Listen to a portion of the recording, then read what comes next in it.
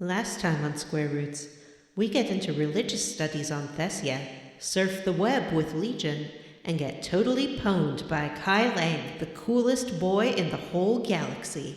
Also, everybody does a genocide except for me, the prettiest space princess shepherd of all. Space Princess commands everyone to succumb to the power of friendship.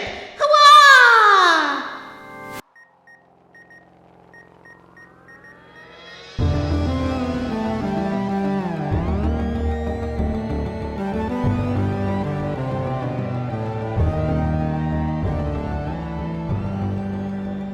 Hey everyone, and welcome to Square Roots, the classic RPG podcast. My name is Jim Banks. I'm joined by Matthew Van Zandt.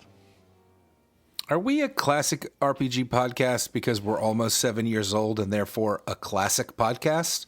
Or a or vintage are we a podcast? classic RPG podcast because we play classic RPGs? Both. Also joined by John Leviathan Brandon. I came to Freak a Leak, so I wore my hat. Is that okay? Mm-hmm. No. And Vanessa. I'm Vanessa. And this is a podcast where we play and talk about your favorite classic RPGs, one chunker at a time. And we're still playing Mass Effect 3. Ugh. Well, Jim, I'm really surprised Matthew's the one who hates it. I've not been a big fan of any of these games. I think that the RPG part of the game I like a lot, but I think that the gameplay part I don't like, other than like some stuff. I got a new power, and it's almost as good as Shotgun. I got a new power too, actually. It's called Domination. Oh, mine's called Flare. It works with all Geth and all human or all biological life forms except for the Banshees, and controls them for 15 seconds. So if like something's running at you, you can just stop it, and it just won't. It'll fight enemies or just stop there if there's no other enemies, and it makes them very easy to shoot with your special good boy shotgun. John and I had a discussion this week about how we feel like you need a special nickname on the show. Mm-hmm. Yeah, the ones that John was suggesting in the group chat didn't blow my hair back. I mean, my suggestion was the Jim International, which I thought was pretty That's hot. pretty good. That's not. It doesn't really roll off the tongue, though. You know. I mean, it does roll off the tongue. Jim International. It rolls right off my tongue. Yeah, Jim International. Jim International. Mm-hmm. Jim International player. How about Jim International games. Worldwide Why do LLC? I need a nickname? Do you guys have nicknames? Jet Yeah. Set Jim? Yeah, we all Well, do. John has a nickname every week. What's your nickname? Mr. Cutie. I was What's just thinking, Vanessa's? Vanessa. yeah. Yeah. A nickname is just a name. That's not Well, her real Jim, name. we're thinking Jim. like Are you something not like- aware that Vanessa is not actually her name? Yeah, I didn't tell Jim. No. That's fine. I was thinking of something like Mr. Worldwide for you, Jim. That's all. Mr. Jim International. Yeah. These feel like nicknames that, like a professional wrestler would have. Yeah. What's his face? Bronson Reed liked my tweet when I called him a flying bull today. I'd like Weird. to be a professional wrestler, but I don't want to do the moves and things. I just really want to do the monologues. Like, I think I could nail it. You just have to get in the ring, and the microphone comes down from the ceiling, and you hold it, and you bring it really close to your face, and you're like, "Hi, I'm Vanessa. I have a lot of beef with this other person who I'm going to wrestle today. So what I'm going to do is I'm going to take them and fillet them like a fish and fry them and serve them for supper Perfect. to all my children." Is your Honestly- is your wrestling persona like a evil chef? Yeah. Honestly, Vanessa, there are a lot of wrestlers who barely wrestle and just mostly yip yap. I think you would fit right in the WWE. I want to think do that'd that be great. too. I don't want to wrestle, but I want to do the walk up. Like I want to have An I want to intro have music. a cool song. Yeah. You definitely want and- your own intro music. That feels like something Yeah. you would want. Would Yeah. that make Vanessa a diva, or are there are there lady wrestlers who are not in the diva brand, or are all lady wrestlers divas? You know, the diva brand is defunct at this point. Oh, good. There are many excellent lady wrestlers these days, particularly if you watch AEW. But You also, know, WWE actually has a pretty solid stable of women wrestlers. Yeah, one of them They're not got horses, one of Matt. them They're got murdered ladies. on the It's a new locker Chucky room. series. Got murdered on what? On the new Chucky series. Oh, Which one? Because if it was Ronda Rousey, give me a break. That's not a wrestler. No, That's an MMA no, it fighter was- that comes on. it was a really that's basically popular what Vanessa one. wants to be. Ronda Rousey? Gina What an Carino. accusation. Gina She was- Carino. Yeah, I want to be Gina Carino. Do you want me to Isn't talk it about Carano? brainworms again? I'm tired of thinking. Every day I have to get upset about what's going on in the world. If I had those brainworms, I would just be like, yeah. Other people have the same Fix rights it. as me, and that makes me angry, and I'm too stupid to understand that if I allow the government to take... You know what? Never mind. We're not allowed to do that. Johnny's Yeah, here. I'm here. No more political rants. I'm here to stop you from derailing the show into political rants. Classic Canadian. Just roll over and let it happen. And while Yeah. John is just trying to inject his woke ideology into the show, Oh, my It God. is Real all talk. the time. Sidebar. The Amalie Arena, where the Tampa Bay Lightning play. Jordan Peterson is coming up. Cool. Couldn't fucking pay me to go. You know what? I have to up apologize. yours, woke moralists. As a Canadian, I have to apologize for all the terrible Canadians. Yeah, you should. I didn't get to say whether or not I wanted to be a wrestler, and I do. Okay? I just want Okay. people to hurt me. Oh. Matt wants his nuts crushed. No. Yeah. Hey! Why not do we crushing. know what you're into? Did y'all hear about Megan Trainor's upcoming album, Mother? She released a hot preview of her new song, and it goes, I am your mother. Listen to me. Sounds It'll terrible. be a hit. Oh. Why does the internet not like Megan Trainor? Is it because they're all Megan the Stallion fans or Megan the Robot fans? Yeah, they're Megan the Robot fans, and they also believe that she just writes songs to be used in TikTok clips at this point. Johnny, I refuse to let you try to roll back this joke from 2 weeks ago. Are we going to do some hot gaming news today, or are we going to do Jim's game? Oh. Which is it going to be? I do have a game. All right. But don't we have have to any level up news. first. Yeah, let's Classic gaming do news. the Jim's game today. I have a good one. But there's let's so level much up hot first. gaming news. Well, we'll do it next time, buddy.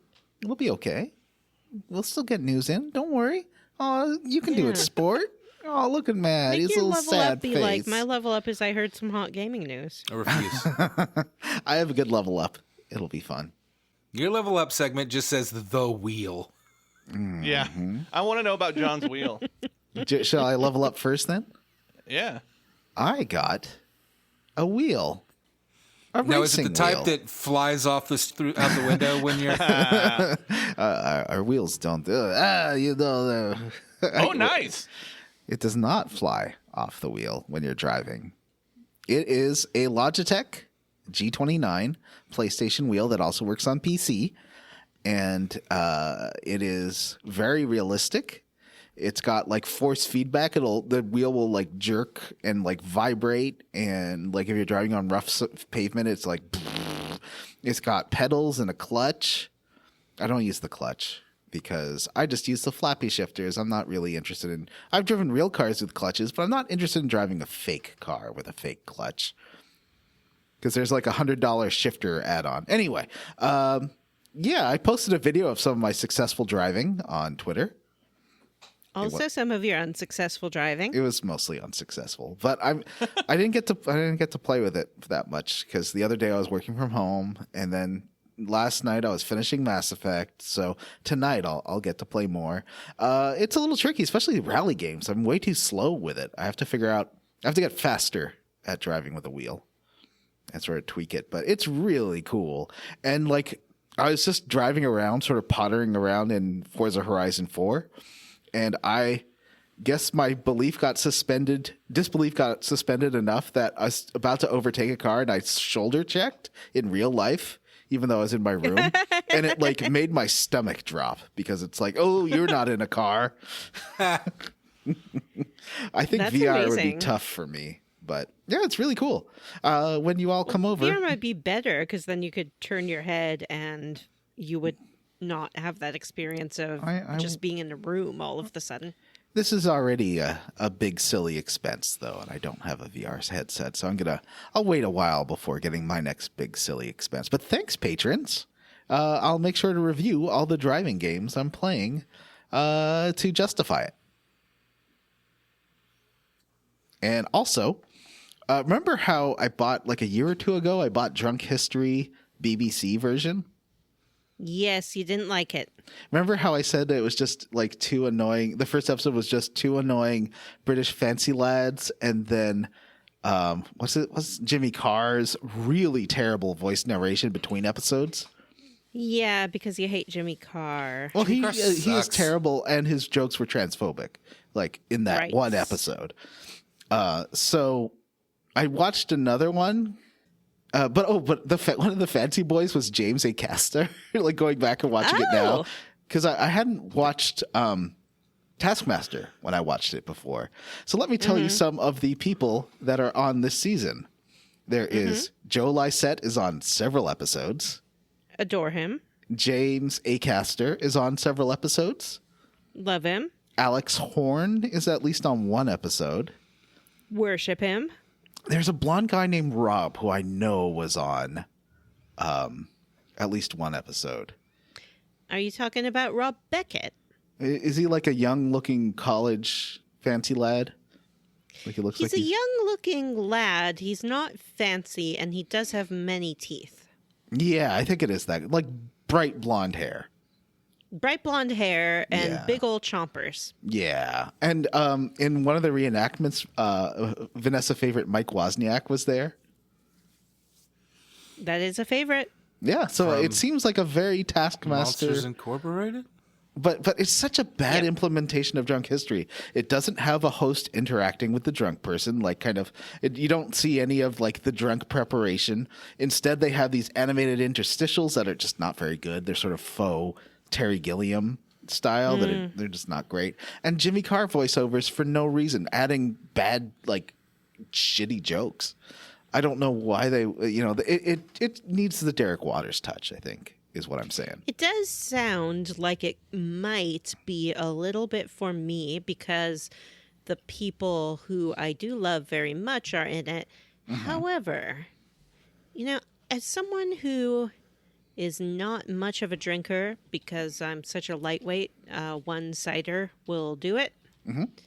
Yep, same here. I don't relate a lot to super drunk people. But I do you think like Drunk history. does a good job. Huh? I do like history. Well, I don't like history actually. Well, maybe you just like Mostly history it's when just- Derek Waters is there. I just like Derek Waters. But as I've already said, it has all the cute comedy boys that I crave for my crunchy cereal crisis. I was trying to do an alliteration and also a metaphor about men being snacks. It didn't really pan out. But I think, However, I appreciate your professional ethic at making a good joke. And thank you very much. John, Vanessa, that wasn't a good joke. well, she tried. I did try, and Yeah. I think that should be acknowledged. I both tried and workshopped simultaneously, which I think ended up making it just a word jumble. But I've been working really hard on my professionalism, and I'm happy that Johnny is acknowledging that. Very quickly, I also watched the season 1 of Girls 5 Eva, which I loved. It is very much my jam. It's about a 90s girl band that reunites as middle-aged women, starring Sarah Bareilles and a bunch of mostly like Broadway singers, I think. It's very funny. It's a Tina Fey produced. She didn't do the pilot, but I think she's the one who picked up the show, and so her and her husband definitely, you can see their influence come in the later episodes. And Tina Fey shows up as Dolly Parton for one episode. That was pretty fun. That's very strange casting, but I like it. It's a really funny show. Definitely recommend that. And then I started watching I Love That for You, which is like Breaking Bad. If instead of making drugs, it's about a lady who kind of violates her own morality to become a QVC style host and keep her job. Oh. It has Molly Shannon and that lady with the teeth, and I can't remember her name. Rob Beckett. Yeah, Rob Most Beckett. ladies have teeth. Yeah, you'd recognize this lady. She was on Saturday Night Live, I think. She had wavy hair. She on Brooklyn Nine-Nine. She plays a really terrible cop, like a. I think I know who you mean. I haven't seen Brooklyn Nine-Nine, but I was going through my mental Rolodex of ladies with teeth. What is her name? Does she have sort of like short hair? She had. And she's let's like, see. hey. I love that. Oh, right. I don't have internet here. I'll do it. Okay. But it's got like a real. I don't know. It takes its world and cast very seriously in a way that makes like the terrible, like it's a comedy, but you're like, oh no, whenever she does something even worse to keep her job. And like she's Vanessa digging Bayer. Yeah, Vanessa Bayer. I thought she was a Vanessa. That is who I was thinking of. Yay. But she doesn't have the pixie cut that I was picturing. Oh, No, shit. she's got, I like, don't think she wavy has teeth, John. She Oh. does have teeth in this picture. Yeah. They might be prosthetics. I think they're her real teeth. She's got big teeth. I don't know, because Matt says she doesn't have teeth. Oh, that's true. and that's in true. this picture, there are teeth. Listeners, so it has to be does some Vanessa kind of Bayer like... have teeth? Please Yeah. let me know. In the meantime, Vanessa, how did you level up? I watched a movie. I watched a movie called 3,000 Years of Longing. Ooh, You might remember this movie as a movie that kind of came and went. Johnny saw it in theater. Yeah. It didn't make a huge impact, but it's a George Miller movie. Johnny loves a George Miller movie. Johnny loves a George Miller movie. He Like Big loved, Two Pig in the City. what else did he make? Like Sin City and No, Happy Feet? Mad Max. And Oh, Happy yeah, Feet. okay. And Happy Max Feet, and Happy yeah. Feet. Johnny loves Happy Feet. It's a sort of contemporary fairy tale movie starring Tilda Swinton and Idris Elba. Love the It has Tild. a lot... Love the Tild. Lon Fatild? Love Never- the Tild. Never mind, Vanessa. Never Oh. mind. John was Breevin. Yeah, I was briefing. Yeah, I'm sorry. I was not prepared for Breevin, and I didn't know what to do with it. But Hey, John. now that I know Yeah. that we're Breevin, it stars the Elbs and the Tild. Hey, John. Yeah? That was a good Breve. Thanks, buddy.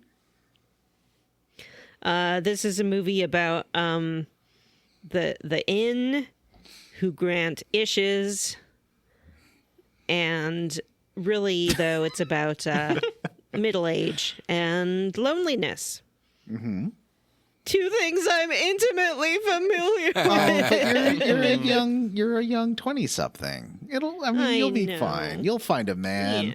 and he'll be Yeah. perfect and a big genie with huge muscles. And floppy hair. That's all I want. I just want a man who's a big genie and perfect with big muscles who will give me everything I want. Is that so much to ask for? But it seems to go okay. So tell us about. I know we talked about this last year when I saw it, but give me your impression of this film. I liked it. I thought that it didn't quite hold itself together in the third act, but the beginning of the film that's really about Idris Elba kind of recounting his life in different periods of time, I thought was really strong.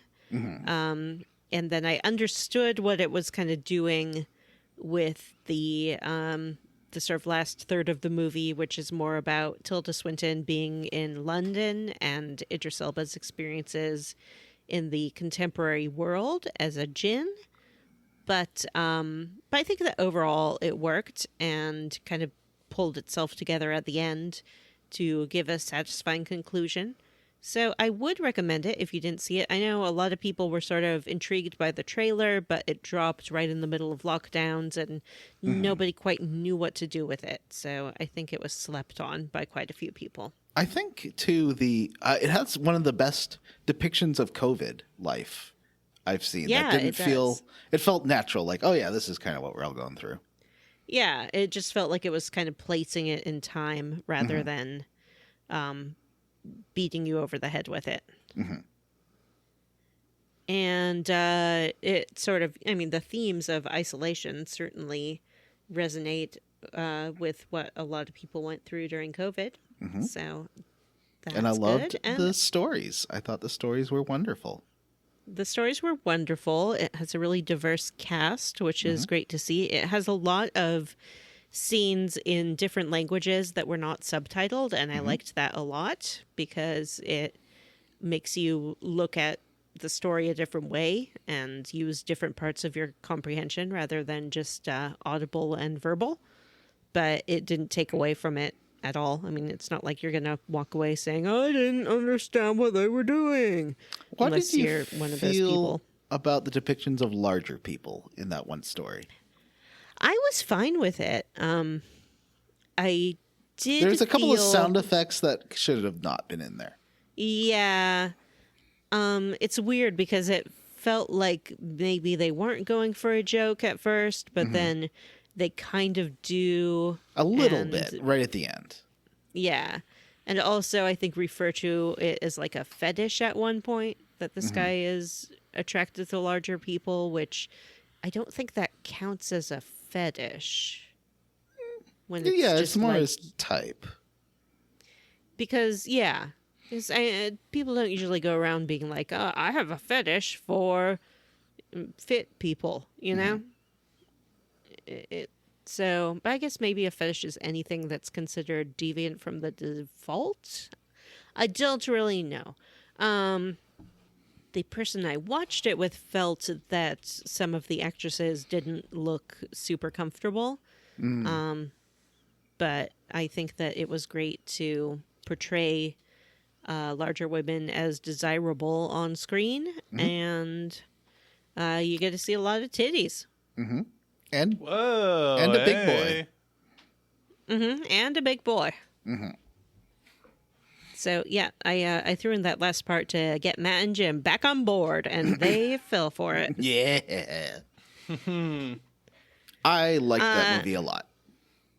Yeah, it's good. It's kind of along the veins visually of like an Everything Everywhere All at Once, like the sort of new fairy tale style of filmmaking, which I do enjoy very much, because if I want to just look at the normal real world, I'll look around. It's right here. Ugh. Jim, how did you Yes. level up? I also watched a movie. I watched it on an airplane the other day. It's something that, like, I was trying to find some movies to download to my phone that I could just watch on the plane and not have to worry about all the plane Wi-Fi stuff. So I was looking for something, and I saw that they were making a sequel to a movie that I'd seen on Amazon a bunch but never watched because I thought it sounded boring. But I was like, well, I'll watch this first one. It was called Horror in the High Desert.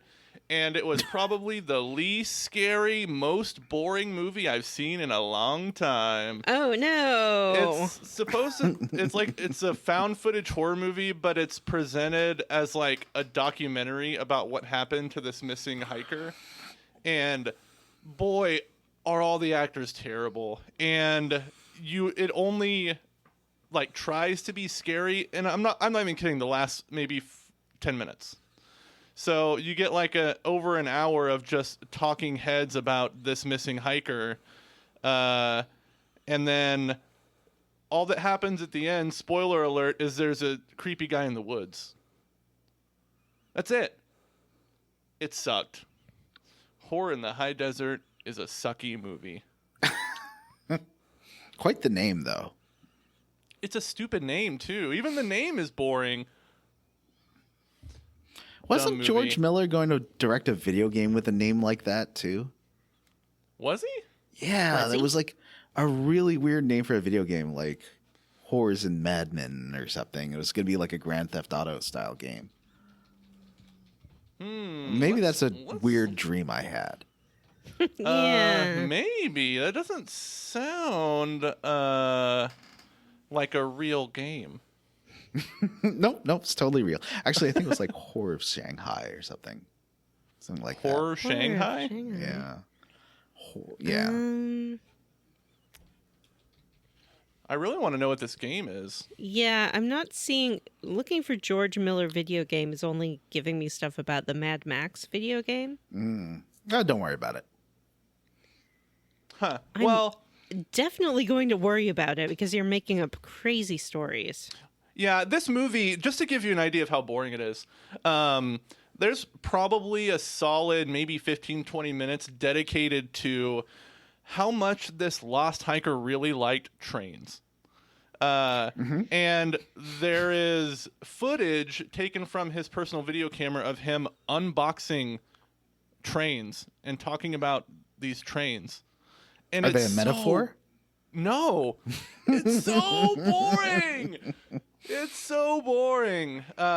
And there's a lot of the talking head stuff is from a woman who's supposed to be a sister who looks like 30 years older than him. And oh That's man, it is possible. just so boring. One thing that was kind of funny about it is, so apparently this hiker guy had gone into the woods and he saw like a creepy cabin, like in the middle of the desert. Found this like hidden little creepy cabin that had weird music coming from it. And he has like a vlog, so he goes back and he vlogs about it. And I guess his followers think he's lying, and they essentially, the movie even says this, they cyberbully him into going back out into the desert to find this cabin. And that's how he ends up, I guess, getting killed. But that part was funny because the idea of this guy getting cyberbullied into going out to find a cabin in the woods kind of tickled me. But yeah, otherwise, it's stay away from this movie. It's boring. It should have been a train car in the middle of the woods. If you're going It to should've- make a horror movie about a guy who loves trains, you should find a train car in the woods because Yeah, it should have been like a that's like Choo-Choo his Charles most movie. irresistible thing. Thomas the Tank Engine. Should have been a Thomas the Tank Engine in the middle of the woods, and he's like, oh my god, it's a train, the one thing I can't resist. And then when they go out and look for him, they'll like find, I don't know, a camp, and they'll be like, hey, we found him, it's a camp, the one thing we can't resist when we're looking for a camper. Bom, bom, bom. It would be great if he opened the door to this little cabin in the woods, and all of a sudden there was a bright light, and you hear a "Rrrr," and then a train hits him. You love trains. Oh man! What remains of Edith Finch? Yeah. Yeah. All right, Spoilers. Matt. How did you level up? Well, to start with, I've been playing a bunch of Metroid Prime Remaster. And if you are on the fence about that for some reason, buy that game right fucking now. It's so good. What a delight. What do y'all know about Metroid Prime? I just I know got that to you the were first really boss. excited about it. Oh, Johnny got his copy. Yeah. What's the first boss? Like he's still on the space station? No, I mean like the first real boss The of first the game. real boss of the game. Yeah, the plant monster thing. That's as far as I've got. I'll be real with you. As much of an amazing, fun game to play as it is, it's super obtuse. And I have found myself in a position where I often have to be like, oh, what's the last power-up I found? Okay, Google, what do I do after I find the blank? Because I'm like, where am I supposed to fucking go? I'm not going to run back through all 1,000 rooms I've been through just to see. You know, if it's a gun, you know, those open doors, so those doors will appear on your map, which is handy. But if it's like, ooh, you got the spider ball, well, it's not on the map. It's tough, but it is super fun to play. I don't think any of you watch The Mandalorian, but the new No. season of The Mandalorian started this week, and I I really don't enjoyed the watch new it episode. because Yeah, I heard the first episode had lots of fun puppets. It did have lots of fun puppets. I'm sorry, Vanessa, what were you saying? I was just going to say that I have no interest in Pedro Pascal, famously, and nobody can prove that I do. She does. That's He does crazy. not He make her doesn't- explode like the chicken lady. He does wear like full armor and a helmet the whole time, so I can see why it doesn't appeal. I think it's, well, Andor was amazing, but it's one of the best of the Star Wars shows that they're doing. I went back and rewatched the Boba Fett episodes of The Mandalorian, because if you're not following along at home, there were two seasons of The Mandalorian, and then there was a season of Boba Fett. And by the 5th episode of Boba Fett, I guess they just realized that nobody gives a shit about Boba Fett, and so they had 2 episodes of The Mandalorian just straight up crammed into the middle of Boba Fett. And frankly, they're great episodes, and I'm glad I rewatched them. But watching the new episode, I have to wonder, if you did not watch those Boba Fett episodes, it doesn't really catch you up. Like, things were left at the end of the second season that by the beginning of the third season are wildly different. I mean, it was strange. Not really. Like, big plot threads happened. In fact, you know what? I just want to say something. Little Mando spoiler chat for the season of Boba Fett. If you didn't watch it, plug your ears for a minute. No. At the end of the second season of Mando, Mando leaves Grogu with Luke Skywalker. Mm-hmm. And they did a shockingly good-looking, aged-down Mark Hamill as Luke Skywalker. And Grogu is going to join his new little Jedi Order. And then in Boba Fett, Grogu's like, I don't actually like this. And he just totally rejects the Jedi. And I kind of loved that. Like, I agree. Fuck the Jedi. What can I say? Star Wars The Last Jedi really ruined the Jedi for me. Like, The Last Jedi, not the one after that? No, that movie was Rise terrible. of Skywalker. Oh, no, I I don't. I mean The Last Jedi, where Luke... well, yes, it was supposed to, though. Like, that was where the whole I story agree. was going. It worked really well for me because watching this prequel to that series, I was like, yeah, fuck those Jedi. And also, Luke sucks, kind of. Like, Grogu doesn't need to be with these people. And so that happens in Boba Fett. And then imagine turning on season 3. Season 2 ends with Grogu with Luke. And then season 3 opens with Grogu with the Mandalorian again. And there was no explanation for that, which I find bizarre. A character come in and just say, somehow Grogu has returned. Vanessa, I had fucking thought the same thing. No joke.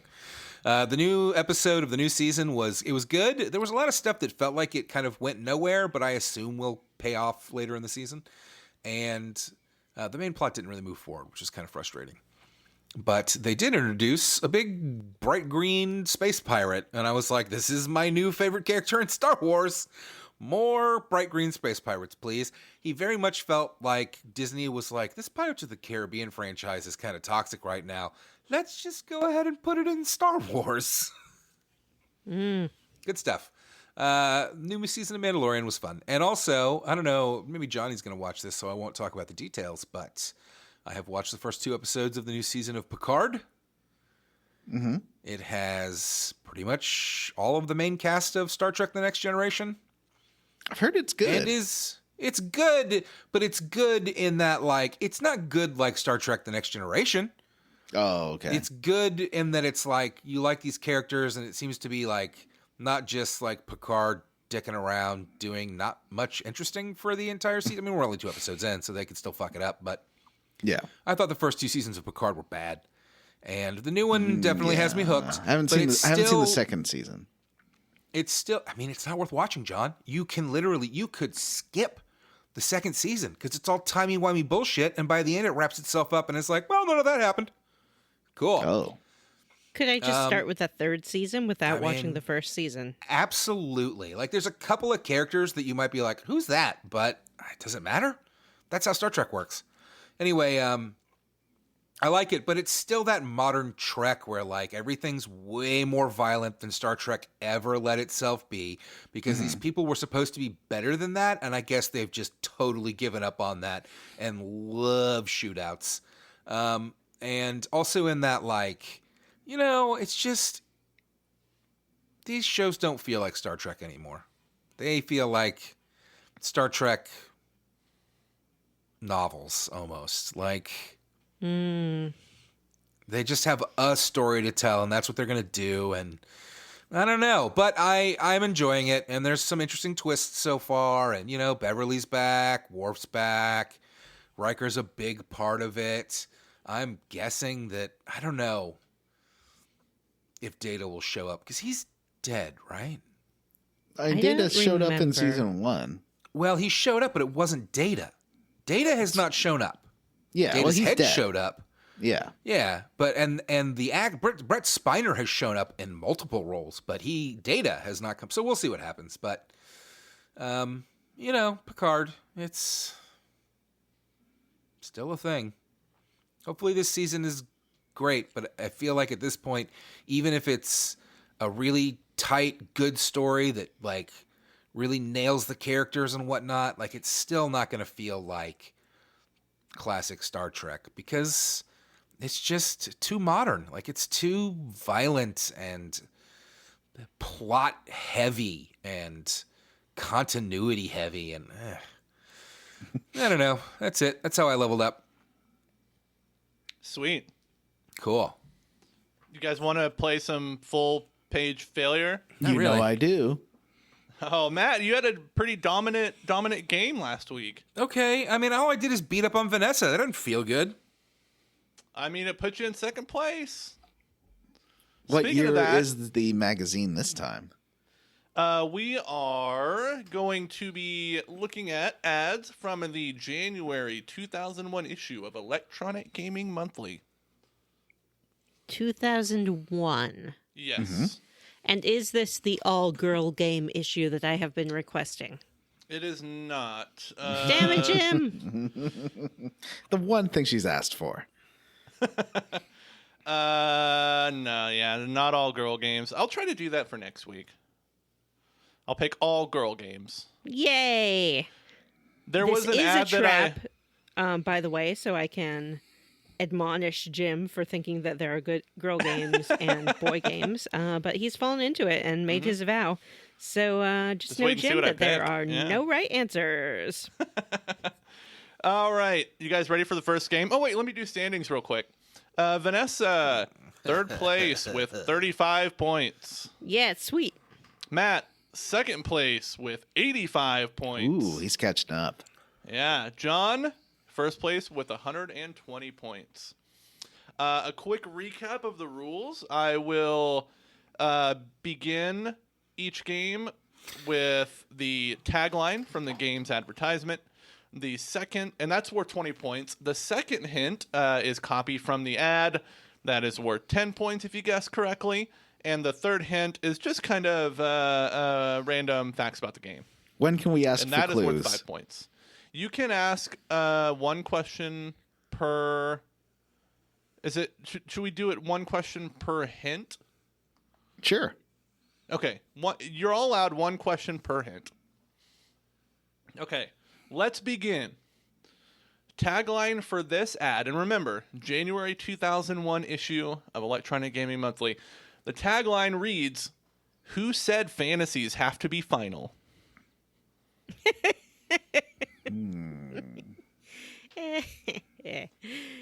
It does what Nintendo don't. Who's first today? Or are we buzzing? Good question. Let's buzz. Okay. Remember, if you get it wrong, that disqualifies you, so you don't have to guess, but you can ask a question. You can buzz in to ask a question if you want. Is it a role-playing game? Yes. Buzz. Vanessa. Does this game unleash the power of the Xbox? No. Jim, I just had a great idea to tweak the question rule. What? If you ask a question, that's your turn. Oh, okay. So you can either answer or ask a question. Yeah, Yeah, that and- makes sense. And if you might be giving other people the chance to win with that question. Yeah, Yeah, I that's like strategy. that. That's a strategy, yeah. Yeah. Okay. Okay. Now the floor is wide open for Matt, Yeah. who may or may not be present at this point. What was your question again, Vanessa? I asked if it unleashed the power of the Xbox. And what did he say? No. He said that it did not. Okay. Matt. He's not buzzing. He has a free question or guess at this point. He does. Why are we buzzing if we're getting turns? How does that make sense? Well, it's only You're your the turn one who by always default. wants to buzz. Who says... What's the tagline again? Who said fantasies have to be final? That feels... Question. Is this a Square game? It is not. All right. All right. Hint two. This is copied from the ad. It reads, a young magician sent by his king to investigate the strange happenings on the island of no return. Armed with his sword and his natural talent as a sorcerer, Kane attempts to be the first person to return from the island alive. Did Johnny get a turn in the last round? Yeah. He asked I a did. question. Yeah. What was his question? Is this an RPG? What was the answer? Yes.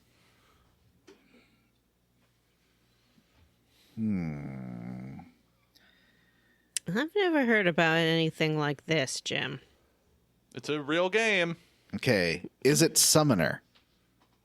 It is not. Ooh, Johnny's out. He made a guess. Yeah. I did. Does this Kane have a legacy? No. Not that I'm aware of. It doesn't sound like a Legacy of Kain. It doesn't sound like Legacy of Kain. Matt, question or guess? Is this a Nintendo 64 game? It is not.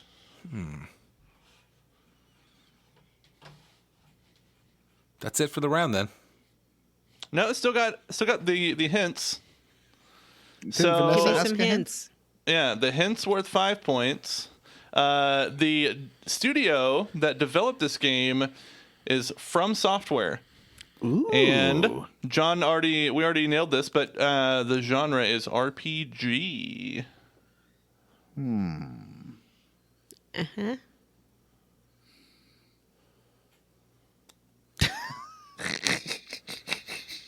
Does this game have mechs? It does not. It didn't sound like it from the description. Yeah. I didn't think so either, but... Vanessa? From Software. Is this my last chance to guess or It question? is. I guess you All can't really right. ask a question in the last round. Yeah. It's kind of Yeah. kind of I'll have to make a guess. A 2001 RPG from Software. I really have nothing. Is this game Kane's Island Adventure? it is not. Matthew's the last one up here. I already had a question. No, but now you have I think to now add- we all go back in. What? Did you Yeah, guess? anyone can buzz in at this point. It's a free I for asked all. a question. I don't. 1 You said we point. don't get questions and guesses. Okay. Does anybody have a guess? Buzz John. Shadow Tower. Incorrect. Oh. Buzz. Matt. Skies of Arcadia? I don't know Incorrect. who made that game. Vanessa? Okay. Dark Cloud 2. Ooh. Incorrect. All right. The game is Eternal Ring. What? Okay. Eternal Ring. Jim, do you No feel like you one's should ever pick heard of games that. that most people have heard of? Like, just on average, like if more people have heard of it than not, that would be a good game to I pick? definitely remember seeing the cover art for this game when I recognize back then. I Well, you recognize didn't that show us the tagline. cover art. Well, I'm just saying that looked familiar to me. So like, I don't know. I don't know what games you guys have heard of and which Yeah, ones you I've haven't. heard Yes, of that you game do. because there's a Penny Arcade comic making fun of it. All right, game number 2. The tagline for this game is "Raise some hell on your Game Boy Color." Video games are stupid.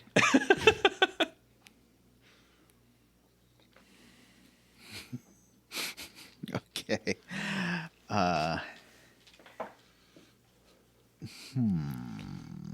Buzz. Vanessa. No.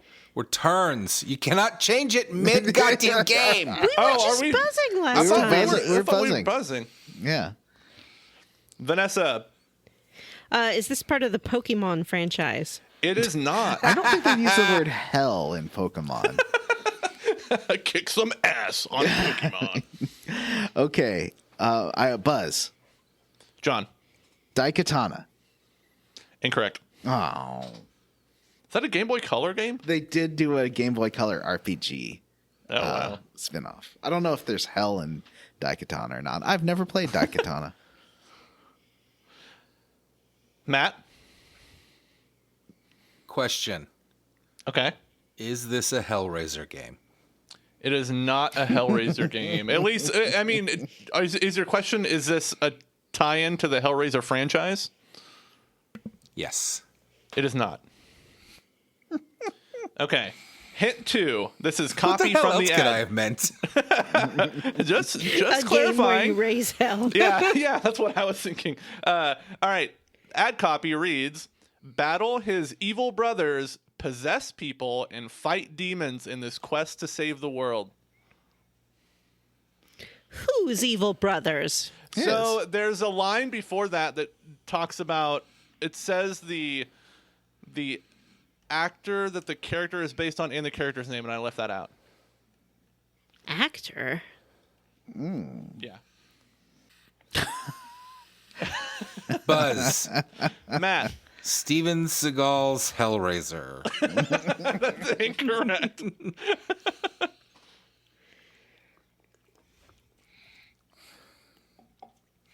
I've already asked a question this round, so I think Next it's on round. Johnny. Oh, no, I'm out. Oh, right. You can pass. Yeah. Who can't? She can't because She asked a question. John and I are out. Yep. Oh. Yeah, it's just me Well, now. she could pass, and I could do the hints. Yeah, do the yeah, last set of hits. Well, I get to ask another question, right? Yeah. Yeah. Who's the actor the character is based on? I don't know if I can say that. It's You kind have of to. You giving it are away. honor bound to answer my Yeah, you question. All are. right. It's Adam Sandler. Oh. What the fuck? No. I mean, I know what it is now. I didn't know that was on Game Boy. There was a game made about it. Oh. Yeah. There's really only All one. right. I have a guess. Okay. You have to give the full title or it doesn't count. Is it 8 Crazy Nights? No, that is incorrect. All right, hold on. Let me give the hints. So the developer is Ubisoft, and the genre, this is a genre that I'm coining right now. The genre is a shitty movie tie-in game. And this game is Little Nicky. I thought we were going to get to guess again. Yeah, I did too. Is that the I'm full sorry. title? Is it just Little Nicky? It's just Little Nicky. Wow. I knew it as soon as I said 8 Crazy Nights, too. All right, this next one, I think someone's gonna get this one. Let me actually find the ad first, real quick, because a lot of the copy I didn't put in the thing because it was really little. I needed to zoom in on it. What? Just saying, it's hard to read. Are you not using the ones from your collection? No, I got this one from Retro Game Mags. Okay. How do I zoom? Oh yeah, here we go. What kind of game was the Little Nicky game? Was it like a side-scroller movie Yeah, a little tie-in? side-scroller platformer thing. I Oh, assumed. gosh. Remember when Yeah. they used to make those all the time? I know, yeah. Okay, here we go. Game 3. The tagline is the power of an immortal, the soul of a human, the heart of a hero.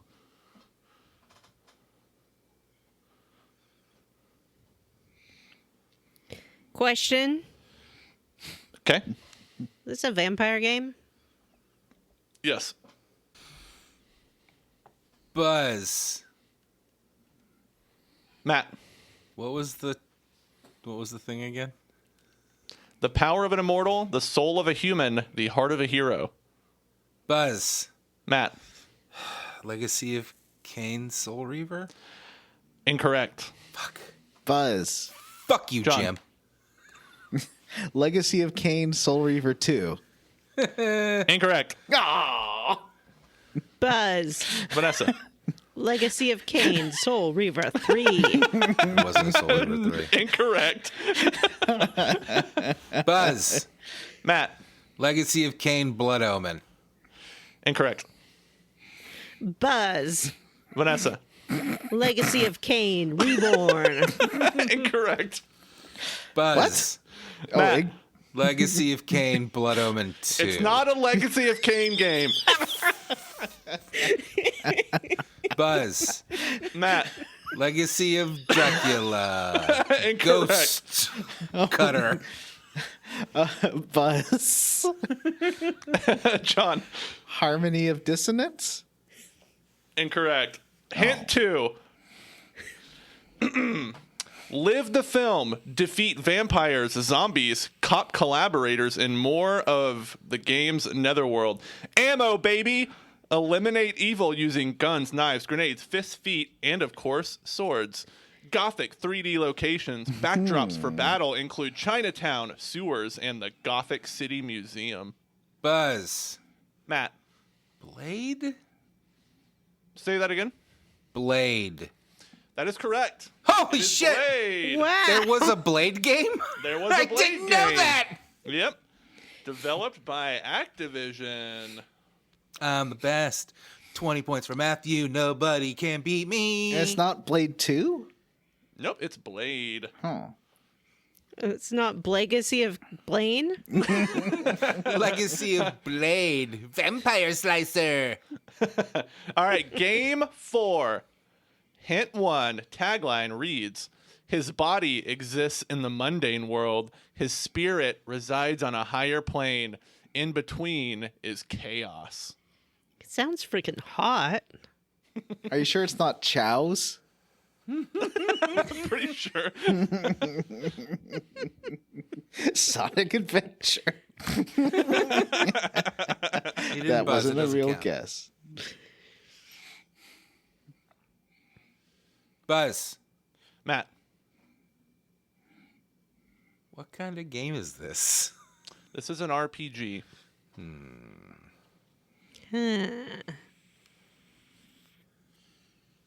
Would you say there's a legacy involved in this game? It's got to be Psychonauts. No, that's 2004. 2001? Name another game where people live in the mortal realm with their bodies, but Fucking Legacy of Kain Soul Reaver. Messiah.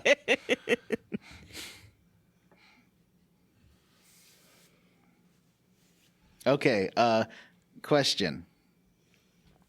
Jim, Yes. is it an RPG? Yes, we've already established Oh, okay. Is it is it a Japanese game?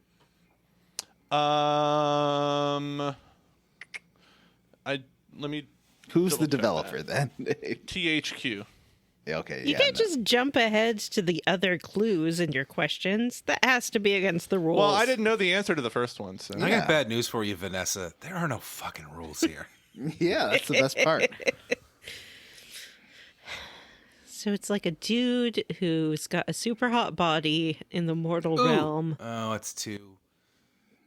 but he thinks really deep thoughts. And he also has a dark, chaotic side.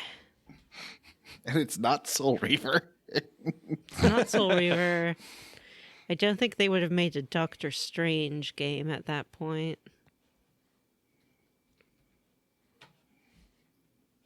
Buzz, Vanessa. is it The Magician? It is not. That's Oh. kind of close, though. More clues. More All right. clues. Add copy. In this, the first traditional RPG for the N64, a young man embarks on a seemingly impossible journey to discover his identity and fulfill his destiny. Buzz. Matt, Is it Quest 64? that is incorrect. Fuck. Well, Matt and I are both out now. I don't know the name of an RPG that's not Quest 64. I thought Quest 64 was the only RPG on the 64. No, there was a couple others. I mean, Ogre Battle 64, but that wasn't a traditional RPG. I don't know. I'll go for the hints there at the end. Okay, hints. Well, we've already kind of established both of these already, but studio is THQ, the platform is N64. More hints. All right, hold on a minute. I gotta find the ad again. All right, here we go. Let's see. Real-time 3D environments and beautifully animated characters, unique blend of party-based adventuring and turn-based combat, storyline written by Chris Klug, creator of the pen and paper game Dragon Quest, and up to 13 characters to add to Alaron's party. All around. Alaron. I guess that's the name of the protagonist. Yeah, I don't know this. I can't answer. All right, should I just say the name of the game then? Sure. It is called Aiden Chronicles: The First Mage. I do actually. I have made fun of that because my friend's name is Aiden, and so I was making fun of that, saying that was his quest, and I forgot. All right. It was on its All right, lightning round. What is probably the lowest scoring version of this game so far? Yeah. This is, I reject your lightning round. Johnny has a hard out. Yeah. Wait, no, this Same. is an easy one. Agree. This is an easy one. Doesn't matter. I'm Let's gonna do it. just keep dropping hints, and the first one to answer gets 20 points. How about that? Okay. All right. Let's do it. Tagline: Stopping is a bad idea. In a world of angry cops, rival taggers, and lots of paint, it's important to keep moving. Buzz. Matt. Jet Set Radio. Jet Grind Radio. Oh, Sorry? he can't. Jet No, Grind he Radio. said Jet Set. He said Jet Set. That was his guess. It was Jet I Set. cannot accept Jet Set Radio. Buzz. John. Jet Grind Sheep. Radio. It is Jet I'm Grind cutting Radio. this section out of this fucking episode. This did not happen.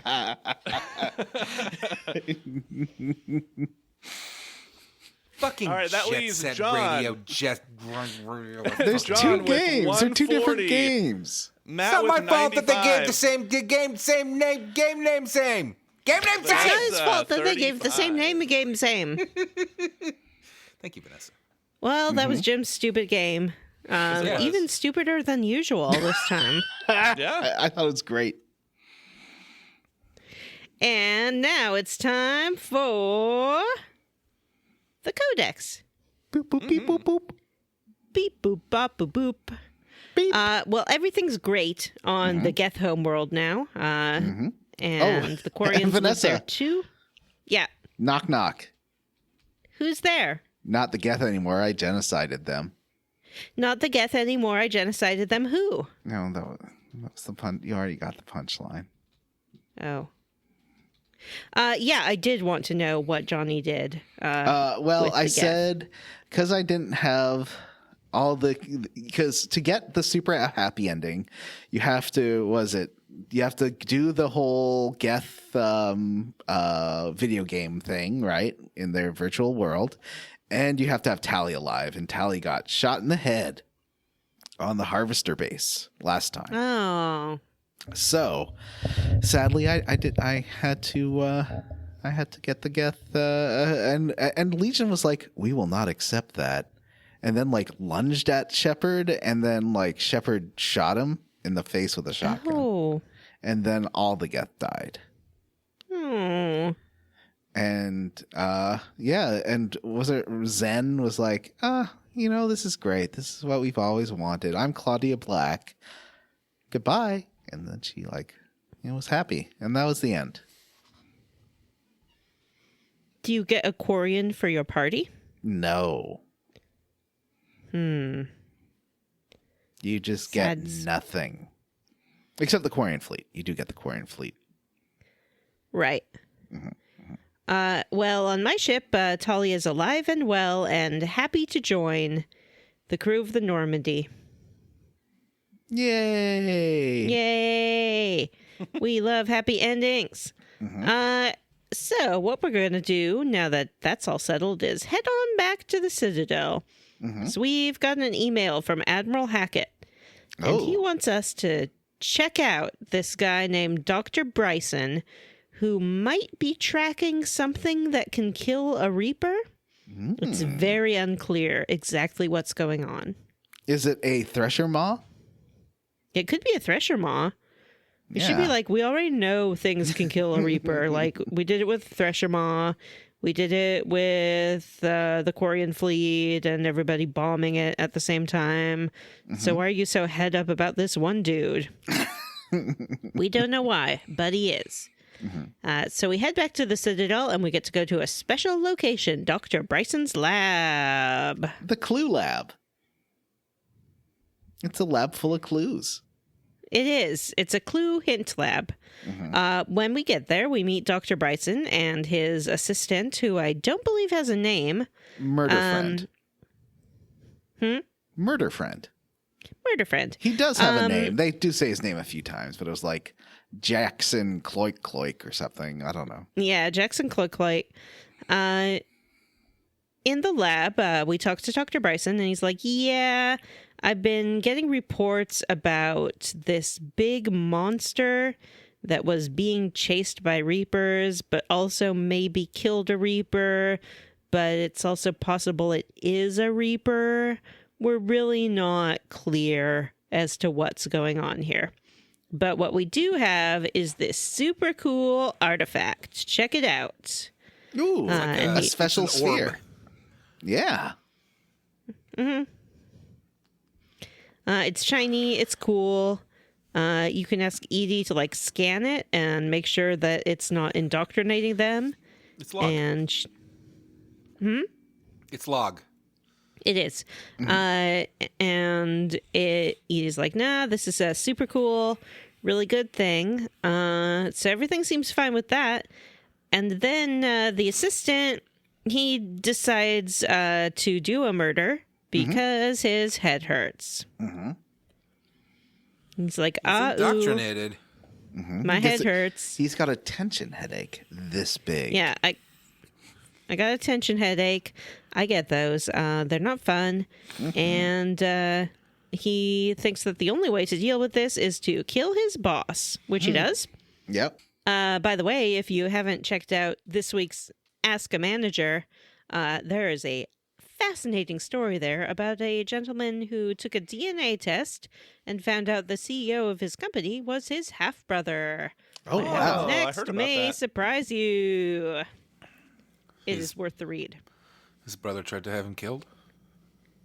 No, that is not what happens next, but you're not far off. Oh, Buzz. Yes, Legacy of Boss. Brother Reaver. that's correct. 20 points for Matt. So then Jackson Clush does Jim, put you have to his- add that to the points. Yeah. Jackson Clush does like point a gun at Shepard and is like, "Do not pursue this" or something. I don't know. Thou shall not be. The darkness must not be penetrated. Must Yeah. not be breached. It's All so right, stupid. Jordan Peterson. All right, Scott Adams. Ugh. Man, that Scott Adams shit is hilarious. It just gets funnier and funnier. My favorite thing is that no matter how bad things get for him, he keeps saying, "Nobody disagrees with me." Yeah, I saw it. thinking. There's a tweet where he's like, "Well, my book deal got canceled, but they didn't disagree with me." Because, like, you're an insane person, and people very rarely will say to an insane person's face, like, no, you're disgusting, we hate you. They'll be Well, like, what's the point? oh, yeah, we just can't go with this right now, Scott. Sorry. I think he is like unable to understand context. yeah. Anyway, so he does point a gun at Shepard, and you get like the longest trigger pull to disarm him.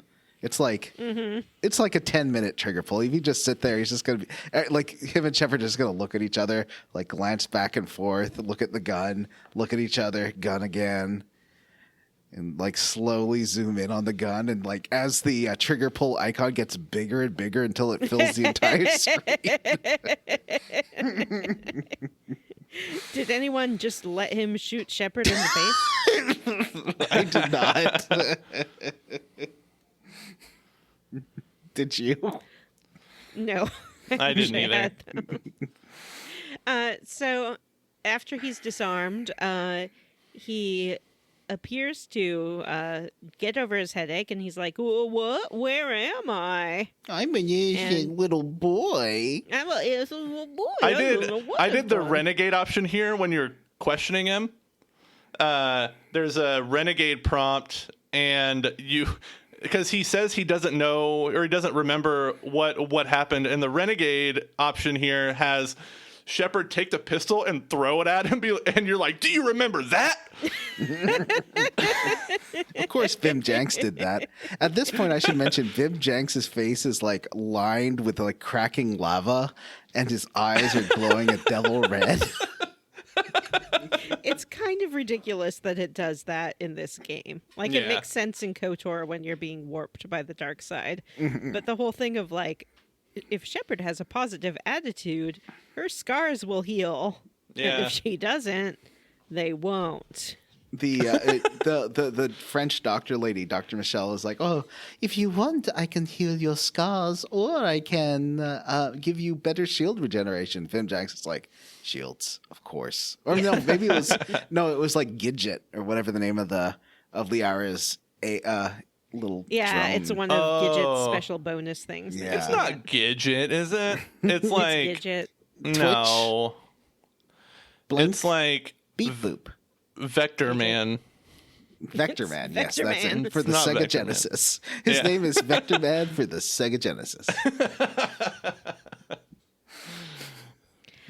You get to do some clue in here. Yeah, we subdue this guy and we decide to do some cluing. We're like, well, there must be some clues around here as to why he decided to shoot his boss and also what they were doing. I was annoyed with so- this halfway through the first 2-3 clues you find. I was like, am I just going to have to wander around this office fucking poking at stuff? Come on. Yes, that's what you have to do. There's lots of things you can poke at. There's like a rock that you can scan and Yeah, it's like determine this. The spectrometer thing. You point Yeah. at some rocks. and it's like, oh, these rocks must have come from a region that's rich in ESO. There's some star charts. There's like you can look at the computer and isn't there like something about a ship, or is that in the next one? You can turn on a black light and see, like, don't point it at Bryson's bed because, you don't want to see that. But it does. And there's like clippings of people who lost their memory or like were involved in crimes but have no recollection of committing it. Right. There's all that. There's people who maybe saw a Reaper or a monster, like There's monster a- sightings. Encrypted journal entry, but the password is written on one of his daughter's childhood paintings. Oh yeah, little watercolor painting. Yep, there's lots of clues. There's too many clues, in fact, because you take them all to the computer, and you're like, "Wow, we have to create an overlapping chart to find out where all of these things intersect." But if you put all 6 clues in there, they don't. Did you guys play with the cool husk head? Yeah, Yes. there's a husk head sitting on the table. Yeah, it yells at you. It is alive, and it does spit at you and yell at you. I thought it was weird and gross, and I didn't like it. Can you kiss it? I didn't kiss it. You can say I have hi a to the monogamous relationship RoboDog. with Caden. I like now the that my Cerberus snake is RoboDog dead. in the shuttle bay. I say hi to that every time I walk by it. Yeah, but a RoboDog is different than the human head that's been digitized and stuck onto a stick. It's pretty funny. Not very different, but Yeah. Is it a human head that's been digitized? I thought that they turned the people into slurry and then just kind of... they kind of reconstituted. It's a liquefied and reconstituted human. I just Is want to it? point this out again from last week because I've been thinking about it all week. Like, so BioWare did like a bunch of Dungeons and Dragons stuff, and they were like, we need our own franchises. What if we do that, but add zombies? Well, 'Cause that's remember all this is. in Mass Effect 1 and Dragon- 2, You see the Ace is the same. spikes. Humans get impaled on the spikes, and then they turn into those. Yeah, those that's husks. where I thought the Yeah. husk came from. Yeah. But I didn't think there was a liquefaction process. No, they talk involved about with it in They Horizon. do liquefy people to make the big human reaper Yeah, thing. they make it to Yeah. make baby milk. Right. Did you say baby milk? Yeah. Yeah, For the to big make baby their baby Terminator. grow strong. Oh, Remember Big Baby Terminator at the end of Mass Effect 2? I do. Also in this chunker as well. Baby formula. They liquefy people to make baby formula. Oh wait, no, that's in the next chunker. There's another baby? No yeah, spoilers, Jim. Fucking Oh, shut wow. up. Jim. You don't Yeah. see the baby. I don't think, but it's mentioned. Does the baby know that you're just a big spoiling piece of shit? No spoilers, I say. Here's a spoiler, says Jim. Jim, does that angrily. baby know you're a piece of shit? Jim doesn't understand what a spoiler is. I We've guess not, established because that. he That's just true. repeated himself, but like louder and angrier. Like, Jim, you he have, you didn't have deny to it was a respond to spoiler. this. He was just like, here it is again. Jim, The only Every time thing that Jim matters said is he's that not I'm going right. to spoil something. kicked he me And then Yeah, I ruins the immediately entire spoil plot. it. Yeah. but Jim, Yeah. does Giant Robo Baby know you're a big piece of shit? No, because people can change. Oh, okay. There. Jim now said the I'm joke just a dumb works. hick. He They said that said to me that at to a me dinner. at dinner. This is the part of the show where I go. I can't talk about it without crying. Oh, Vanessa's I can't going. talk no more about no tables. When does Start I using think you? my quotes. When does Tree I? wizard. I was gonna say, Vanessa, when you were leveling up. So you posted a Taskmaster clip, and you implied that it was like your favorite clip, and it was called Tree Wizard, and I was like, Yeah. okay, I'm gonna give this a shot. Finally, I'm gonna give Vanessa the benefit of the doubt. It was just nothing. It was the most nothing thing I've ever seen in my entire life. I can't imagine a human being sitting there and watching that and laughing. So, once we have all our clues, we have to put them in the computer and then just like play with it until we have the right combination of clues. It's Mr. kind of Policeman. irritating. Yeah. I liked it. It was a logic puzzle. I was the perfect boy. Bim Janks knew it right away. It was like bim bim blam, and then Edie was like, "Great job, Bim Janks," and then my computer crashed Oh and I no! had to restart. But it's fine. I got guess it doesn't know what to do when you're good. like, It's like- wow, you're usually Unknown terrible. parameters must shut down. Abnormal activity detected. All right, friends. Unfortunately, I have to leave you with that. So, obviously, I love you all. And Matthew, please cut out every horrible thing I said. Goodbye, Johnny. Bye, Johnny. We'll I miss did want to you. mention this on air, how happy I was to listen to last week's episode and edit it. And because normally I'm worried like the episodes are going to be so much better when I'm not on them. But you guys really came in for me. And I don't feel that way now. Wow. Get out. This is the most backhanded statement I've ever heard in my life. Like, all you're doing is you're complimenting yourself. Well, now we're gonna make the rest of the episode fucking awesome. So Yeah, I just gonna went be to crack a amazing. fucking See you beer, later. so it's go time. Get the All fuck right. out of here. Bye. Also, I won the game. I'm the winner. Well, you can edit it so you are the winner. Just cut Jim together being like, you, Matthew, are the winner. Just cut Get in you saying out. the names of the answers. Bye. bye, John. Bye. So we put together these clues and we are led to Mavid, a mining asteroid. And when we get there, Jim, tell us what happens. That's right, I'm pulling you in. Oh, whoa. Well, we find out that the guy that we're looking for, Dr. Garneau, is here, but everybody's weird. Yeah, they just look at you and they say, you don't belong here. Yeah, and they seem to be really creepy. You learn that he's in like this medical cell, but you can't get to him because you need a patient file. You eventually find one on a PDA, and you get the file number, and they let you in, and you find him, and he runs away. Yeah, he You let him out of his cell, and he's like, "Thanks a bunch. You finally saved me. Yoink!" And he just goes running down the hallway. So you have to chase him down. I liked going around this facility where everyone was just like acting really weird because they don't attack you. They just look at you and tell you don't belong there. But you can take the self-guided tour while you're doing it as well. Yeah. They act like a bunch of Karens, just like refusing to say anything to you or to help you in any way. Mm-hmm. Yep. Even the help desk people are just like, "Are you here for the tour? You can't. Goodbye." So we chase down Dr. Garneau.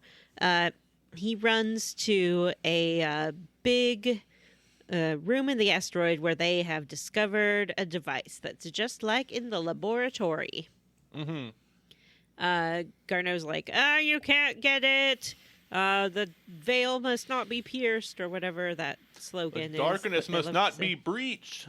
Yes, the darkness must not be breached. We have to fight them. We destroy this device, and then locate a data pad next to a deceased body that's like, "Hi, this body is Dr. Garneau. The other guy sure wasn't Dr. Garneau. Tough luck." And then as we're leaving the facility, the scientists there come up to us and they're like, "Hey, what happened? We don't remember what happened." Yeah, and they've And- been indoctrinated for a whole decade. Yeah, because Shepard's like, "Oh, have you seen a Reaper?" And they're like, "What's a Reaper?" Have they been indoctrinated, actually? They're mind controlled by the orb. That's not Reaper technology. Well, we Isn't don't it? know that. No, Or do we? it's not. Or I don't know we? that it's Well, not. Well, yeah, we're going to find it out. We're building a narrative Well, here, I know we're Matt. going to find it out, but... Um, Okay. But the short answer is yes, they are indoctrinated. The long What? answer we'll get to. Yeah. So we head back to the lab. Now that we've done that kind of pointless thing to get some more clues. More cluing. When we got back to this lab and I realized I had to clue. clue it up again, I was so fucking mad. Yeah, a lot of cluing. Yeah, because we found on the dead body data pad that Dr. Bryson's daughter, Anne, had been helping with the research. So we go back to the lab to try to figure out where Anne is. Yeah, this is where you have to find a ship that is capable of being outfitted with all the stuff that she would need or whatever. Yeah, and you like go through her closet and figure out what's not in there. Be like, "Oh, she didn't right, take yeah, her you sun have to- hat. you I have to guess go she through that didn't go munitions somewhere locker." sunny." Yeah, Yeah. she didn't take her snow boots. She must not have gone skiing. And this is where you get the best part of this particular quest. Oh wait, no, it's not. Never mind. That's the next part. Yeah. So we figure out where Anne is by using the same clue triangulation. And she is on a planet called Namakali. Namakali? Namakali? On Namakali, we find a little research center, but it's already under attack by some Reaper mutants. I like this part because this facility is built into like a cliffside, so all it's very vertical. You have to go up and down a bunch of stuff, and part of it's collapsing because it's under attack by the Reapers. It's pretty fun. It's very like hectic. It's pretty cool. And we also see some beautiful cave paintings. Yeah, of what looked like a Reaper. It looks like a Reaper hovering over some alien species, like humanoid aliens, that look like Yeah. they're worshiping it.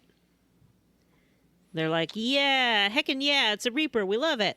Cool. So we rescue Anne by basically just doing some enemy wave fights. And she's like, "Hey, cool. Super glad to be rescued. I've been here looking at these cave paintings. I think it has something to do with this thing we're looking for.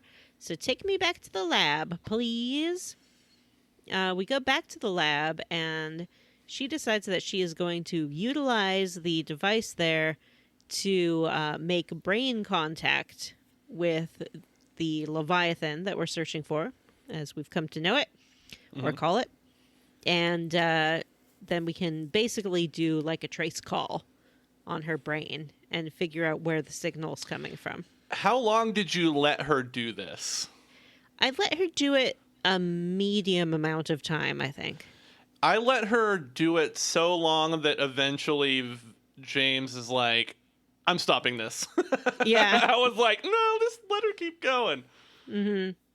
Yeah, James shows up for no real reason if he's not in your party. He just kind of swags on in. And he falls in love with that husk head. He loves playing with the husk head. Yeah. He's like, check it out. It's so cool. Yeah. He asked if he asked if he can take it with him aboard the Normandy. Yeah. I told him absolutely not. Yeah. But you can allow him to take it, and then I think it will be like in his area. That's funny. So Anne makes her long distance call, and we talk to the Leviathan, and it's like, the darkness must not be penetrated. Hey, bleh. And you basically let her talk. You can stop it, or I guess James will stop it. But it does kind of mess with her head. Yeah. And she's like, that sucked. But we know where we need to go because we've traced the call. We are going all the way to the beautiful world of 2181 Desponia. Yeah, I liked this level. You're flying over there, and then all of a sudden your shuttle gets hit by like this energy pulse, and it fries your little computers, and you crash on this like big, like ocean freighter type thing. Yeah, I think it's another crashed ship, actually. Oh, that's right. Yeah, and on the ship you find like little PDAs from the original crew. And I thought these were really cool because it starts out with them crash landing and, they're rationing their food and stuff. And then do they eat each other? I don't think so. Because, like, there's one PDA entry towards the end that was like, all right, this guy died and we had to do the unthinkable. It feels so good to not be hungry anymore. Oh, well, maybe they did eat him then.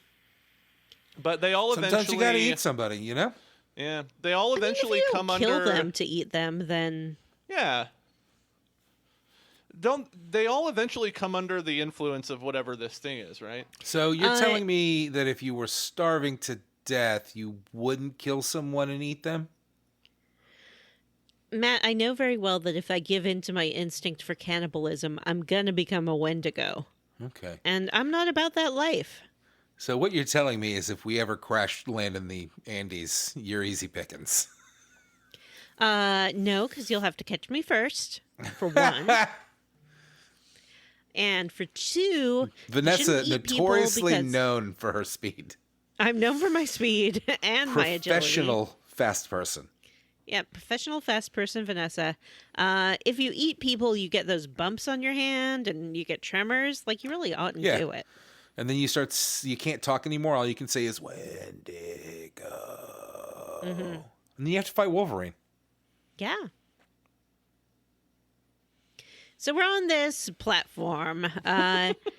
We need to repair our shuttle. So we find some bits and bobs to do that. And while we're doing that, we find another one of those devices, and it seems to call in some Reaper monsters. There's a bunch of them. There's a bunch of these orbs, and you can just shoot them. But yeah, a Reaper does come, and then you're like, oh my gosh, a Reaper. And then the Reapers start attacking you, and what's your shuttle guy's name? I forget. Cortez, right? Cortez, yeah. Our buddy Cortez. Cortez is like, hey, I think I can fix the shuttle, but I need some time. So you have to let him make the repairs. And then he's like, oh, I think I can get this mech working, but you need to charge up the battery first.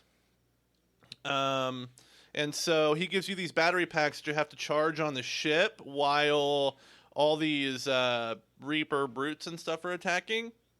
And that's pretty fun. And then you get this mech working, and they're like, doesn't Cortez say he like traced this? He doesn't want to fly because he's worried they're going to get hit by the signal again. But he says he traced it to like the bottom of the ocean, like underneath where you're at. So Shepard decides to take this like dive rated mech into the ocean to find out what the heck is going on. Yeah, it's pretty dramatic. It is, and I love the I love the first person mech walking you get when you're in the ocean. Yeah, it's fun, like dropping down these huge canyons in your mech, slowly floating down. But then, still, when you land, it's like this huge boom, and everything shakes. Yeah, it's cool. This is actually pretty fucking cool. Yeah, it's also it felt very claustrophobic too, because just the idea of being there inside this little mech, it's scary. Being underwater is scary. Yeah, I feel the same way. Submarines, no thank you. Yeah. I'm a little claustrophobic as it is, and you add a whole bunch of water around that. Nope. That's why my favorite roller coasters are the one where your legs dangle down, because I don't feel like I'm in a little pod. So we get to the bottom, and oh my gosh, we are met by this strange creature that like invades our brain. Yeah, and it rises up from the darkness. It looks a little bit like a Reaper. It looks a lot like a Reaper. But it's organic. Yeah. And it goes right into your brain and is trying to control your mind. So all you can see is like a vast nothingness. The darkness. And you have a little conversation. It's like, hey, you suck. The darkness must not be penetrated, but here you are. And you're like, who the heck are you? And it says, oh, hey, we're the Leviathans, and here's our deal. It kind of gives us a whole bunch of exposition. You get a big lore dump here. Yep.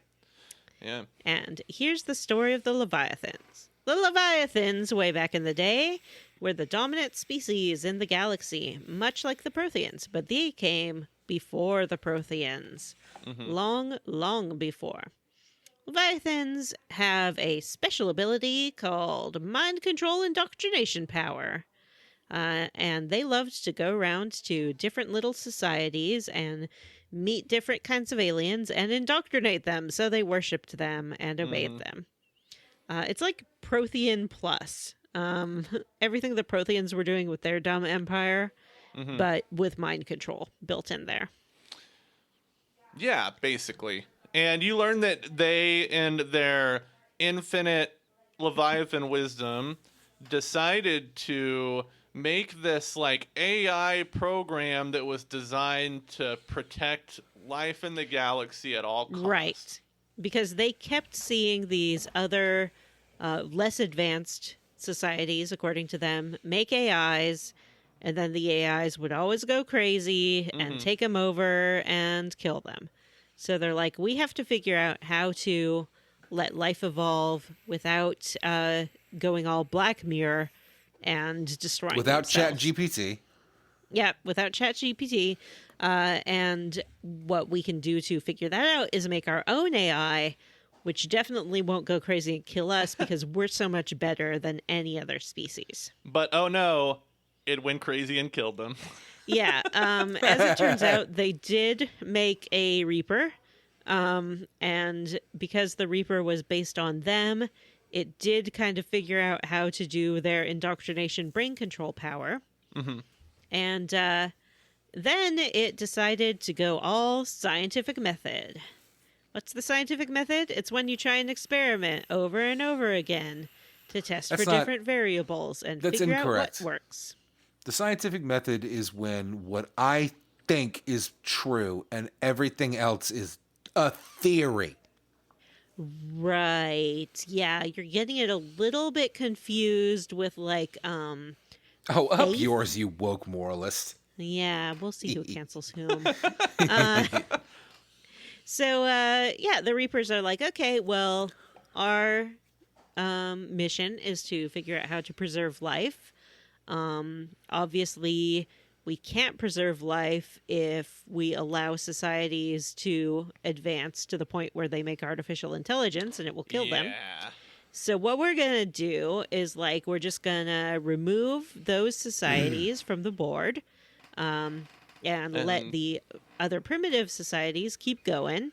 And then we're going to come back in like 50,000 years and see how things are going. And if anyone has kind of like made an AI or something, we're just going to reap them.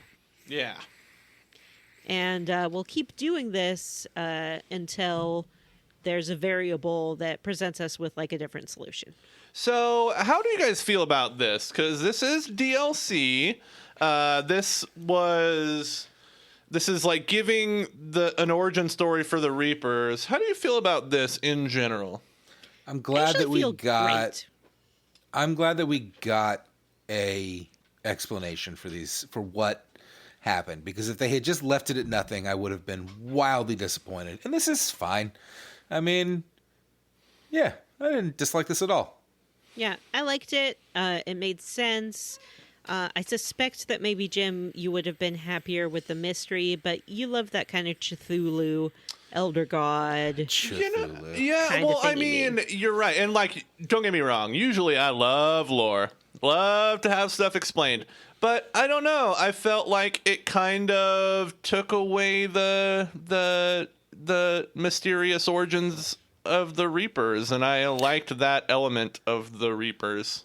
I did not. I found that very frustrating about the Reapers. Like, just tell your story and don't cloak it all in fucking myth that you can't be bothered to explain, because that's lazy and boring. And this may not be, I don't know, the best explanation ever, but it was fine. You know, I at first I thought, like, okay, it's fine. It feels like tacked on and a little unnecessary. And, like, because I was like, well, they don't mention any of this before, right? Like, and then I remembered back to the first game when you're looking at a planet and you're reading like the codex entries for all the little planets. There's one that mentions the Leviathan of Dis on some planet in the galaxy. So I was like, maybe they were planning this from the beginning and it was just kind of written awkwardly for the third game, but I don't know. DLC. Yeah, I don't know. It's weird to have it be DLC. Mass Effect 3 was a very rushed production, so maybe it was DLC because they just didn't have time to do it during the main development of the game. Yeah, I felt the same way. Sorry, Jim can tell that I'm staring at his cat over his shoulder instead of just. I really like it when we have the cameras on, because I could see Vanessa get visibly frustrated as we talked, and she kept trying to interject. You can see it in real time, but then I started looking at the cat and got over it. I liked that it had this explanation because it feels like a science fiction explanation. Yeah. Whereas a lot of space science fiction games end up going a little bit into the fantasy route, which is like your Star Wars kind of thing. I don't mind that necessarily, but I don't think that's the world that Mass Effect has put together here. I have another question about the Leviathans. Yes. So at the conclusion of this, are they squids? I mean, do we need to have a trial? Well, that's kind of my question. At the conclusion of this, Shepard convinces them that he's like, "Oh no, you guys can't hide anymore. The Reapers know where you are. There's one right outside, and so you should probably help us." And so they say, "Okay, we're going to help you." Are these things flying around? Can they just go anywhere and do anything, That's or do they need to have a get. ship? Do they need to have a spaceship? I mean, Well, if they they're can like survive the pressure at the bottom of the ocean, then space pressure shouldn't be a problem for them. They're They like don't moon- need oxygen, clearly. they're like moon-sized space whales. Moon-sized space whales. Moon might be a little bit of a... I don't think they're over. moon-sized. They probably have like a natural ability to travel via light speed.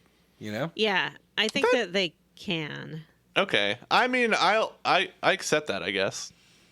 How the fuck else is this thing moving around? We never see That's squid my ship. question. Like, Yeah. they're just, when you see them, they're swimming. Are they able to swim in space like space Yeah, whales? sure, like a space Okay. whale. All right. Yeah, I like this. They talk about how they're the last Leviathans that survived the first reaping. And that every time there's a reaping, another reaper is made, which really gives you a sense of the timeline. If you're buying that, that's one reaper per event, because there are plenty of reapers around these days. Yeah, and I really like the thing that he tells you about like the creation of the reapers, and the first reaper was Harbinger. That one big old reaper that you've met a couple times, that was the first reaper. That was Sovereign that we killed. Yeah. So. Yeah. The Harbinger is the one that would like take control of. In Mass Effect 2, would take control of the collectors. Yeah, and be like, "This hurts you." Yeah. Yep. So these Leviathans, their plan is just to like hang out at the bottom of the ocean until the Reapers finish their business. And then they can come back and dominate the galaxy. But they do decide to help you fight, and they're like, okay, we'll help you fight, and then we'll come back and dominate the galaxy with our mind control. Because they really have not learned their lesson. They're still just like everyone else is primitive. We rock. We just made this one little whoopsie by making the Reapers, which have destroyed countless civilizations over... many, many thousands of years. But we're still the best. We're still the best. So that's Leviathan. I did like it. After this, they turn off their ship-destroying signal. You float on back to the surface, and you're like, hey, I met some really weird squids. The end. Yeah, you talk to Hackett after, and he's like, you've made the most significant discovery in all of human history, and we're going to be studying it for decades. I guess. I mean, Shepard already discovered the Reapers, essentially. This is fucking huge. Well, did Shepard discover the Reapers? Kinda. I mean, they showed up. I guess they didn't discover them. They were just the first to make contact or to. He gets the brain Turian signal. Already had met them, though. They did? The bad guy from Mass Effect 1, because he was already indoctrinated. What was that guy's name? Sovereign and Sovereign and Saren, yes. Saren, that's right. I'm doing the best at this. You are doing really well, Matt, and Who's you should popular be proud of yourself. now? Jim. I didn't realize that Jim was under fire for being the popular one. I can't hear anything because Matt keeps farting. So Stinky. Too small. now that we've dealt with those whales, it's time to get back to what we were doing in the first place, which is looking at Miranda's butt. Looking at Miranda's butt. I'm still really upset about Miranda's pants, and I don't feel like you guys fully get it. Probably because you don't spend a lot of time in thong underwear. So my challenge to you... I understand that Wedgie's hurt, and that is definitely what she's got going on. Yeah, it's just really so uncomfortable looking. She has like a genetically perfect butt that's like wedgie resistant. Maybe that's the deal. Maybe she doesn't have an anus. She probably poos out of her vagina. Oh man, come on. Maybe she I wish that doesn't Vanessa's poop. facial expression could be audio-ified. That would be nice. It would There be it is. the sound of someone vomiting. Yeah. Wow, Jim. Out of my vagina. Well, that's just a baby, I guess. What? So. What did you just say? Excuse me. Nothing? Roll it back. Nope.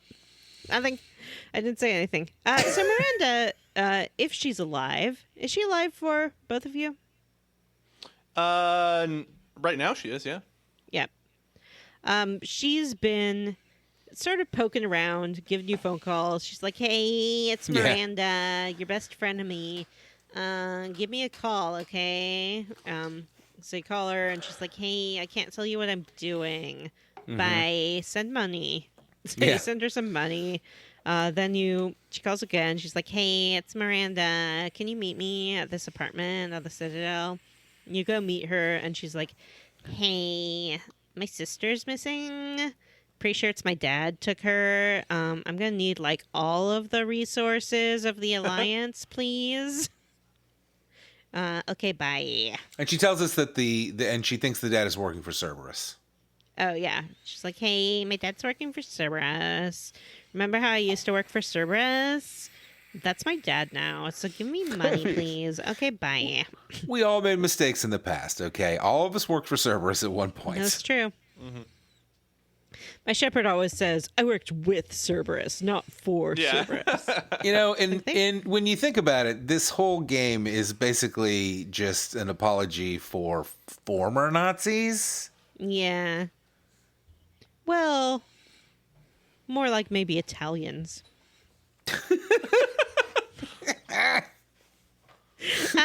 So, that didn't come out quite like I meant. I was trying to. It's fine. You're right, actually. In fact, my shepherd many times in this game has been like, "I'm so sorry about fucking marinara sauce. Like, I know how long it takes to make a good spaghetti sauce, and I'm so sorry for doing this to you." We have traced Kai Leng's shuttle signal back to Horizon. You remember Horizon? That's where Caden broke up with us before and then pretended like we cheated on him afterwards. Caden. I don't remember Horizon. In Mass Effect 2, you visit Horizon, and that's where you run into Caden, and he's like, Shepard, I thought you were dead. I can't believe you're working for Cerberus. I can't even look at you. I never want to talk to you again. Goodbye. Oh yeah, then in this game is when your lizard boyfriend died. Yeah, then Caden wants to have a conversation, takes you out to dinner, and he's like, look, I understand why you cheated on me. I'm like, what are you talking about? Did the game give you the option? I'm sure we talked about it, but did the game give you the option to be like, fuck you? No. I mean, you could tell him, like, I don't want to be in a relationship with you. But, I mean, Thane's dead, so... You didn't get to push back against the weird, the cheating narrative. Possessive grossness? Yeah. Even, like, after that Horizon encounter in 2, he sends you a message, and he's like, hey, I'm sorry, like, things were weird. I had really mourned you. I'd even moved on. I went on a couple dates with this doctor. But, you know, I can't believe you're working for Cerberus. I can't be part of that, but maybe once this is all over, I don't know. So it's like very clearly they are not together anymore. So r/am I the asshole, my girlfriend died and then came back to life, but I told her I hated her guts and never wanted to see her again. But she cheated on me? Yeah. And if you want to, like, get back together with Caden, apparently when he asks you about, like, the relationship that you had in 2, you can't deny it or else he doesn't want to get back with you. Because I guess he finds out the truth. And then he's like, you cheated and lied. Well, I'll tell you what. Cheating, but not lying. I can half agree with that, which is that be honest, you know? Like, don't, like, you didn't cheat, but don't hide shit. I was honest with him, but I didn't like the way the dialogue went because it was very much like he's like, oh, I heard about you and some assassin, and then you get the question of like, it's not true or yes it's true, and I was like, yes it's true, but Shepard is very apologetic like about it. She's like, I thought I was gonna die and things were really tough, you know. That sucks. It's like, you have nothing to apologize for. Yeah. Okay, that's not even like, honest to God, that's not even like modern, like, progress. Like, that's just, you know what I mean? Like, this isn't SJWs have gone too far. This could be 20 years ago, and I would still be like, fuck you. Mm-hmm. You know what? Let's go back in time. Rachel and Ross, they were on a break, okay? Exactly. That's exactly what's going on here. We were on a break. So... I don't know how we got on Caden now at this point, actually. Oh, Horizon, that's right. We're going back to the scene of the Hearst crime, our big fight on Horizon. if you've been wandering around the Citadel and paying attention to some of the conversations you overhear, there's a place on Horizon called Sanctuary that's been advertising itself as a safe place for refugees. And a lot of people have been talking about moving there and going there. Did you run into any of that, Jim? Say that again. Sorry, I was kind of spacing off. I know, that's why I talked to you. So, did you see any of the Sanctuary advertisements for refugees to move there before we went to Horizon? Yeah, but only like right before. Oh, interesting. Yeah. So I feel like I had seen a couple of them around. Do you get dialogue from people talking about it? Like in the Citadel? You overhear it, but no Okay. one like talks to you about it. Got it. But you hear people being like, maybe we should go to Sanctuary, blah, blah. So we head down to Sanctuary and land our little shuttle, and no one's around. It's just totally empty. We wander into the Welcome Center, and nobody's home. You can kind of go around and read some data files about how to sort the new arrivals and things like that. Mm-hmm. They seem to be separating these groups in some way, but they talk about like keeping families together and things like that. Mm-hmm. Nevertheless, whenever you like are at a place that's talking about separating people by groups, it kind of doesn't seem like good. Probably bad. Yeah, probably bad. So we head through the Welcome Center. There are a few like automated turrets that we need to fight. And then we enter the main area and we see a whole bunch of Cerberus dudes just hoofing it out of there. They're running for their shuttles, evacuating. They're like, goodbye. We can also come across a little bit of a fragment of a video feed. And who do we see on that video feed but Miranda? It's Miranda. Miranda herself.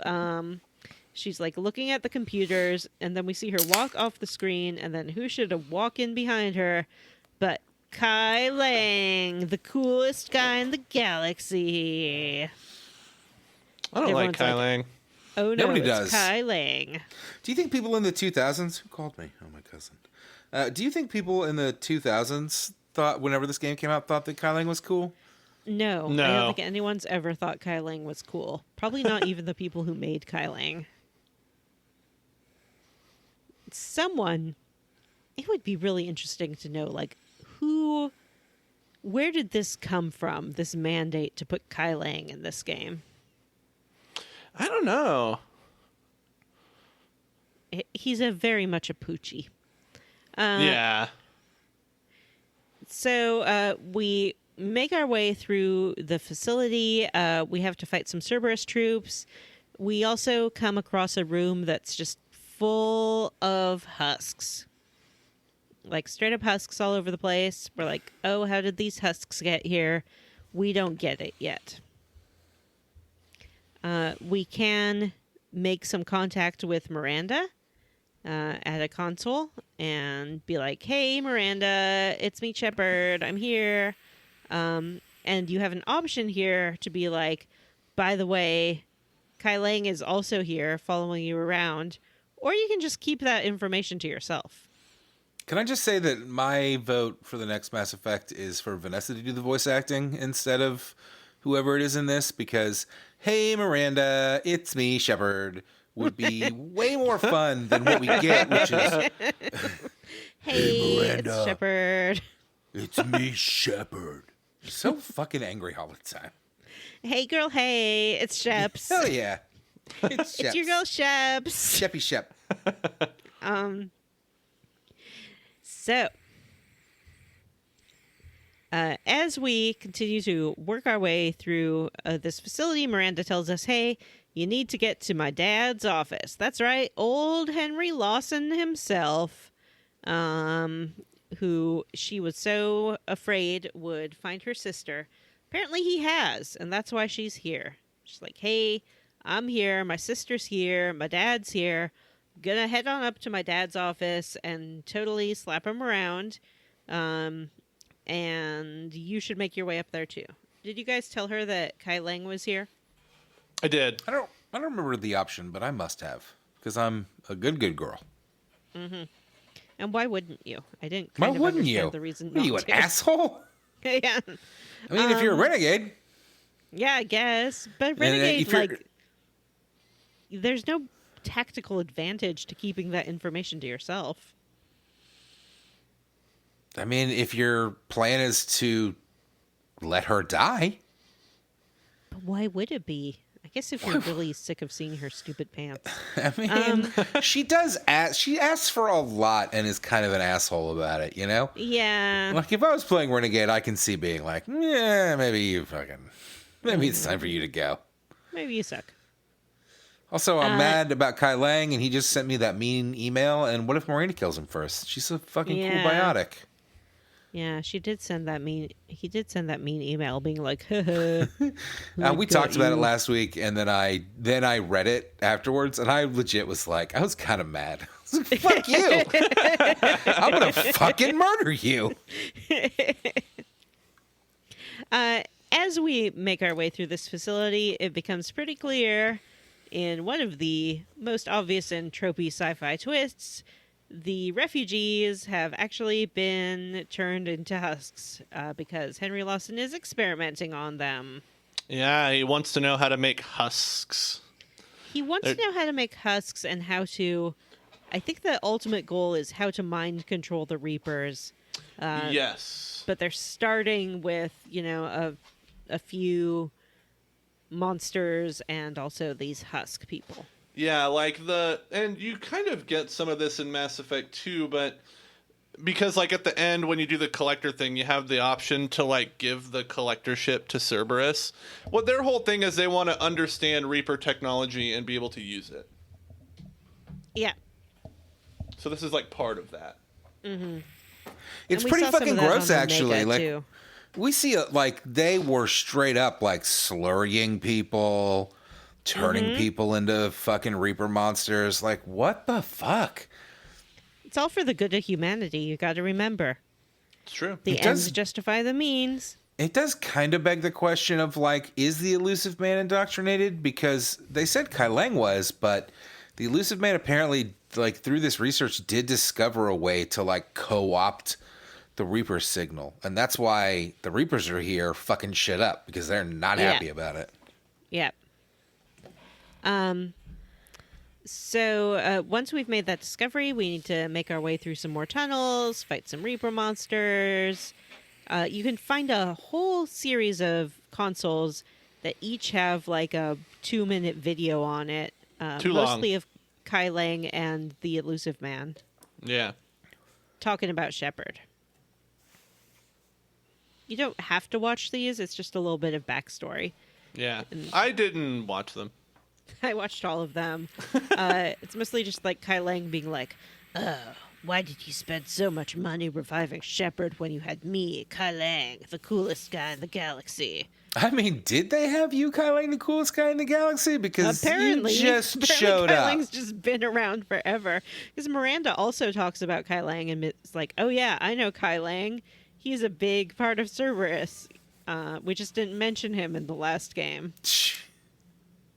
And the Elusive Man will tell Kai Leng, "Oh, Shepard's failed, but at least I have you, Kai Leng, the coolest guy in the galaxy."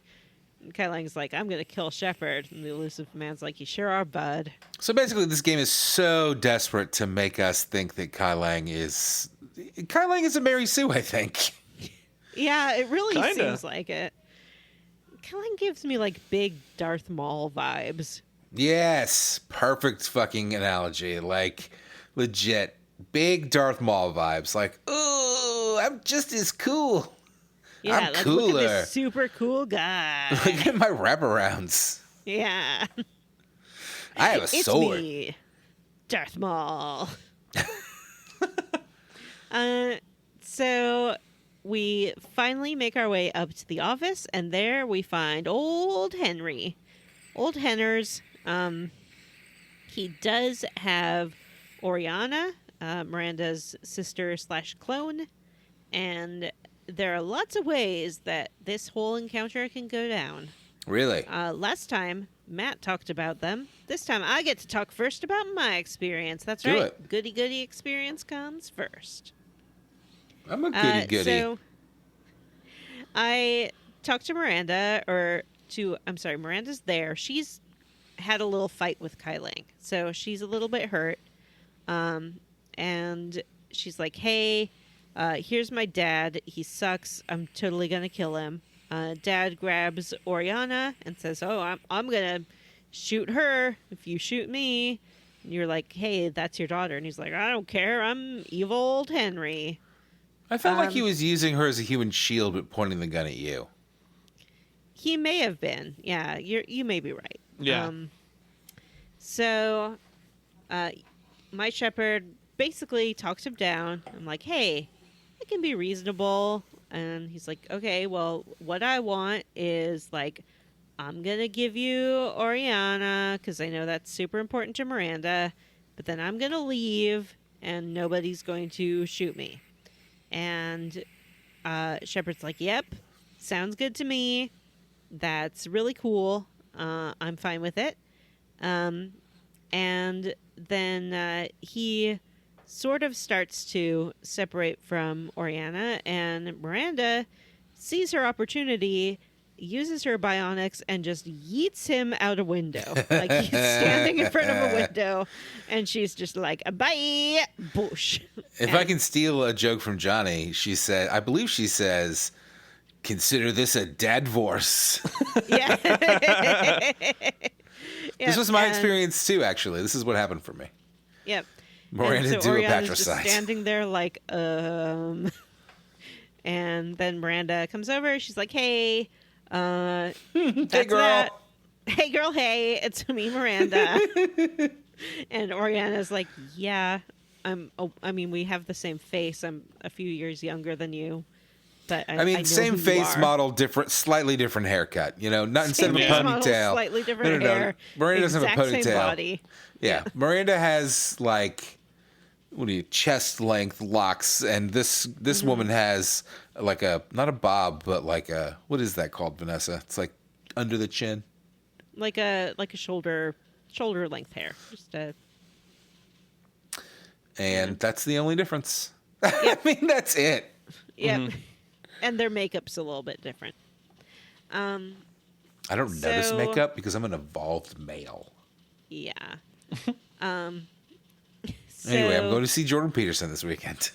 Yeah, I was just seeing this thing that people are doing now that's like, it's not tattooing foundation on your face, but it's like essentially dyeing your skin to have Oh, no. a permanent like foundation no. kind of thing going on. It was making the rounds because some woman was claiming she was getting it because her boyfriend had never seen her without makeup, and now he would never have to. How many years do you think, here's Matt's new game. How many years before somebody does that, but it's permanent blackface? Oh, no, Matt. That's a terrible game. I hate it. Okay. 100% it's going to, some Trump supporters definitely going to do that shit. Okay. It's not a question of if, it is a question of when. It might be Dilbert Man. Okay. He said that he identified as black for he some did purple spend years identifying as black. Yeah, because people were mean to him. So, that's what happened That's to me. the worst thing I think I've ever heard. At least today. Yeah. Jim, what happened to you here? I didn't do all the Miranda stuff, and she was mortally wounded. By Kai Leng? Kai Leng, yes. What? And then so if you don't do her loyalty and then mission, I she killed gets the dad. stabbed more? Yeah, she dies. Yeah, you have to have done her loyalty mission in 2, or else she is killed by Kai Leng. I'm glad the computer decided for me that I had done that. Yeah, and you also have to warn her that Kai Leng is there. Yeah, and she's totally dying. I killed her dad. Hang on, then, that at least kind of makes sense, Vanessa. Like, if you don't warn her, it makes sense that maybe she got, ambushed instead of... Yeah. Yeah, I'm sorry, Jim. Go ahead. Oh, no. So, I killed the dad. I did the dad divorce. Did you get the option to do it peacefully, or Yes. did you really? You And can, just killed him anyway? you can tell him like, go back to Cerberus, or like, you can't do this anymore, and you don't get to have your daughter. You just need to leave, or you can just shoot him. And I just shot him. And then Miranda's like, I'm dying now, but it's okay because my dad is dead and my sister is safe forever. Thank you. And then she dies. It'd be great. I would like a line from Shepard if you kill the dad, where Shepard is like, "This is like the third person that I've shot that's holding a hostage. People should understand that I am a marksman." Yeah. Like, everybody assumes that this is good enough. I'm not a cop with 2 hours of training a year. I'm a fucking pro. Yeah. I'm a Spectre. I'm a Spectre. Yeah. So better spect me to not miss. Hell yeah. Better There's a song spect there. her. Better spect her to shoot you. Jim, drop us a beat. I don't know how to beatbox. Well, my name's Rappin' Shepherd, and I'm here to say I'm a Spectre in a major way. If you're expecting me to let you go, then there's one thing you gotta know. Better Spectre to shoot you. By her, I mean me. I'm an excellent marksman, as you can see. Pow!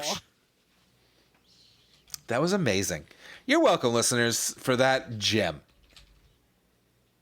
Jim learned to beatbox. Yeah, Jim, did you learn? Show us I'll what you learned. practice, and then I'll do it next week. What are you supposed to say? Like peas and teeth or something like that? Peas and teeth. Peas, teeth, peas, teeth. I've never heard that before. Teeth. Peas and carrots, because you're an extra and you're supposed to be having a conversation. Peas and carrots. Peas and carrots. Peas and carrots. Peas and carrots. No, there's and carrots. there's Peas definitely and carrots. 2-word combination, and I'm positive it doesn't include teeth. It very well may not include peas. So Mouth, beat, box, words. I'm sure there's probably a WikiHow with really cool WikiHow illustrations to about how to beatbox. beatbox. yeah. What words do you say to beatbox? If Miranda is there, meaning if she survived Mass Effect 2, she will always kill her father, no matter what you do. There's no family counseling that's going to resolve that peacefully. Interestingly, if you romanced Miranda in Mass Effect 2 and then broke up with her in Mass Effect 3, she will die. That makes sense. It does not make any sense. I really think the only factor should be like if you warn her that Kai Leng's there or not. Boots and cats. That's it. Boots and cats. Boots and cats and boots and cats and boots. Okay, and but cats now that you've and said it, boots that's and all I cats can and hear. Boots and cats and boots and cats. I was really close with peas and teeth. You Peas were and teeth so and fucking peas far and teeth. from close. You could not have been further from close. Peas and teeth and peas and teeth. Jim, say boots and cats. Cats. Boots and Boots cats. and cats. Boots. Boots and cats. He's Yeah. just, he can't just say it. Boots and cats. Boots, cats. Boots and cats. He can't do it because Jim's horrible secret is that he always listens to music as well as to our voices when we're recording. So I think he can't beatbox because there's already a beat in his head. of That's whatever true. song I he's do have a listening to song today. on repeat right now. That's right. It's always one song looped on repeat. Yep. And what is the song of the day? Tonight it is Love from the Other Side by Fall Out Boy. I want to make fun of you, but I love Fall Out Boy. It's a good song. I think it's their new one. Oh, yuck. They haven't been Oh, good in no, years. it's really good. It's really good. So that's it for our chunker this week. After resolving the situation with Henry, by which I mean he's dead, we find the location of Cerberus's top secret headquarters base. Interestingly, Miranda should know this because we've seen her there, I think. But Where is she it? does not. Where is it? Yeah, where is it? It's on some planet. It's no big deal. But we will we'll head there right away to get the catalyst after a brief vacation, because next time we are playing the Citadel DLC. Yeah. That's it? That's the whole episode? It's going to be an episode's worth. It's an episode's worth of content. I got the Yep. week off, basically. That's the whole main quest, and then also all the little side Persona-style quests where you get to hang out with your friends. I've done most of that, yeah, actually. Yep. You just have to kind of go back to your apartment a few times and get emails about, like, let's hang out. You can get emails here. on the ship. Oh, yeah. Anyone have any side quests you want to talk about? Nope, because we have already gone too long because we spent all that time playing games and talking about how we leveled up. Sorry, side quests lovers. You'll have to wait until next week. I won this week, and Johnny didn't get an answer right at all. It's true, and neither did I, but I think I made some really solid guesses. Oh, wait, he got one right, but it was a 5-point answer. And there was nothing else. Nothing else. That's because there weren't any girl games, and girl games are all I know. I have an email to read. Whoa, okay. Oh, Yeah, shit. didn't expect that, did you? No. This Are we is supposed an to do email. ads before email? Isn't that how podcasts work? Yeah. Our sponsor this week is Shoebill Miranda's thong. Sorts. The best thong you can get ever, apparently, because it will make your ass Designed look amazing. Designed for the modern, genetically engineered woman with no anus. Yeah. I love how all of the... Are there any female characters in this game that are not wearing a skin-tight suit? And I don't mean, like, people around... I don't mean NPCs. I mean, I guess they're all NPCs. But I mean, like, your main cast. They're all wearing cat suits, right? Edie doesn't wear any clothing at all. So I mean, but she has, like, a form-fitting suit made out of metal. I think that's just her skin. If you're a robot and you, like, permanently are designed to look as if you have clothing on, you don't have clothing on. That's your skin. I feel like you are setting a precedent for a future Supreme Court ruling right now. Do you think that Edie has touch functions in that she can detect when she is touched Yeah. and feel things with her fingers or skin?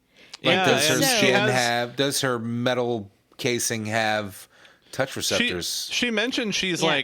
like made out of like titanium or something, right? So then probably not.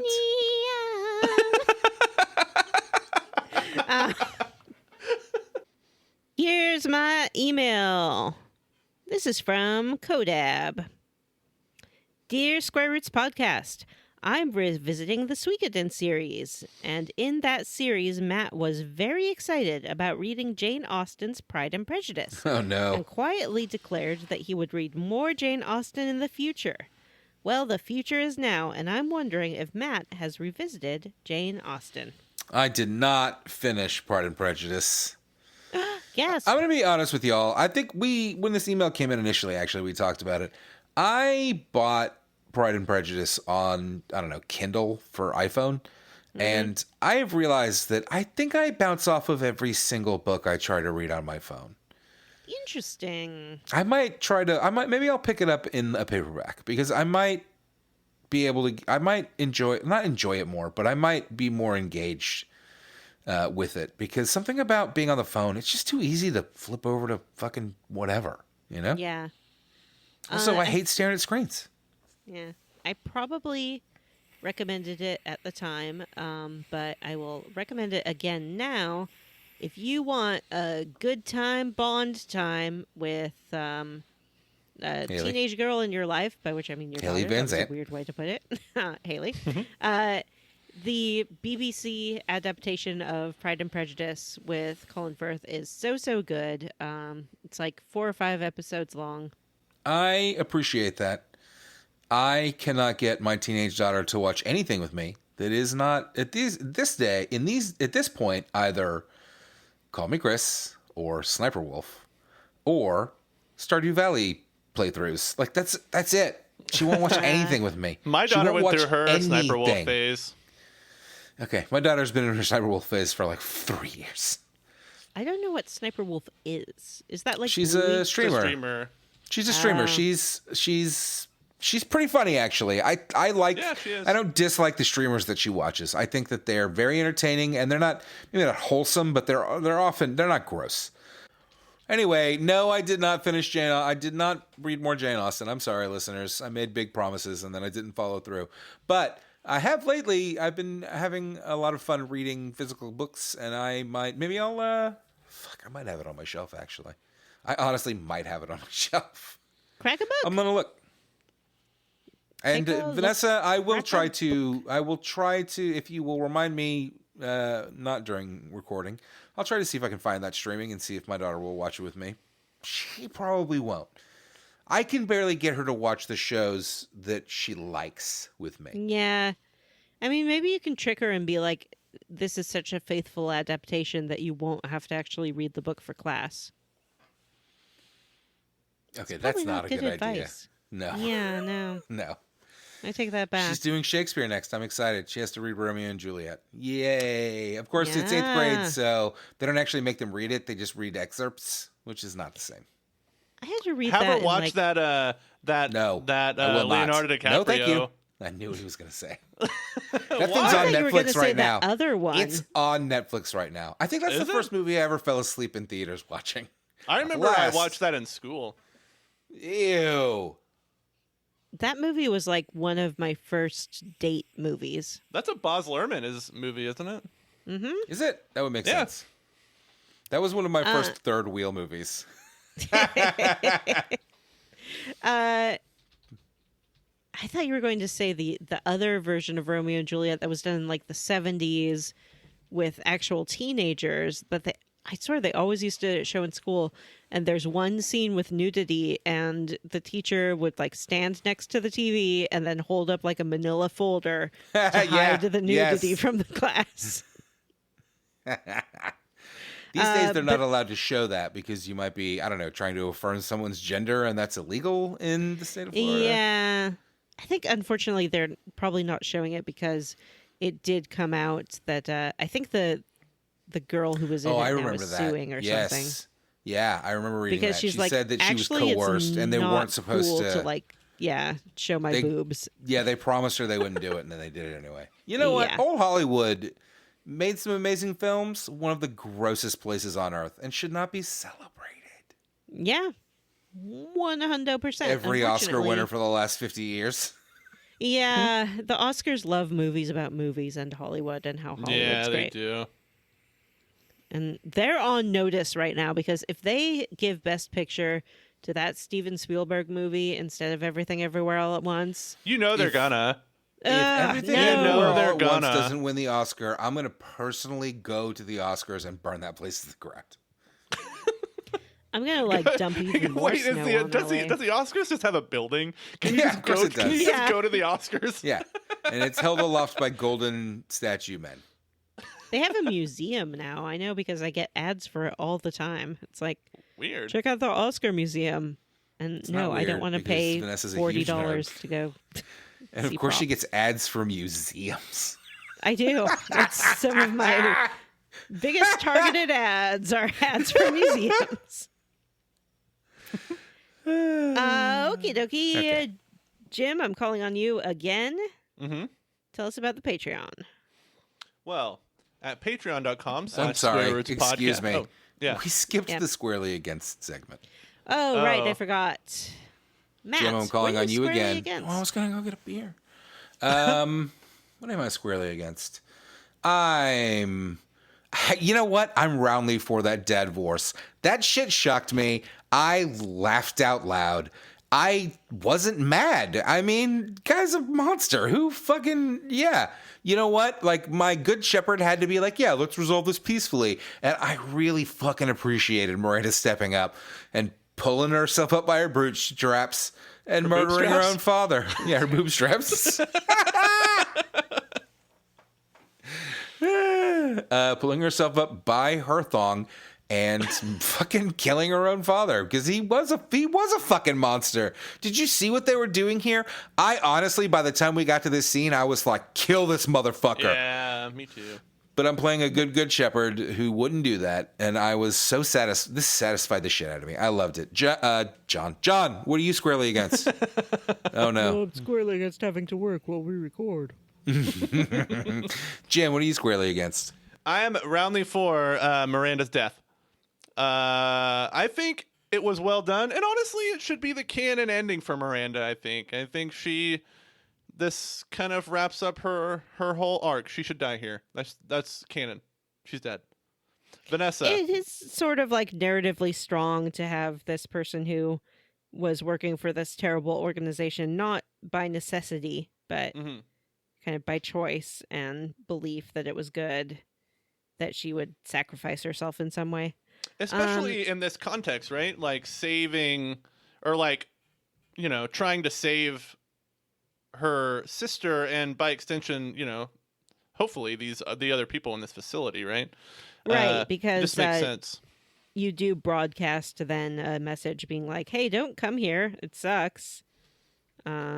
Sanctuary sucks. And I think Miranda does it if she's alive. She's like, this is Miranda. My dad's lying to you. He sucks. You can believe me because he's my dad. It would be like if Ivanka finally went state's witness.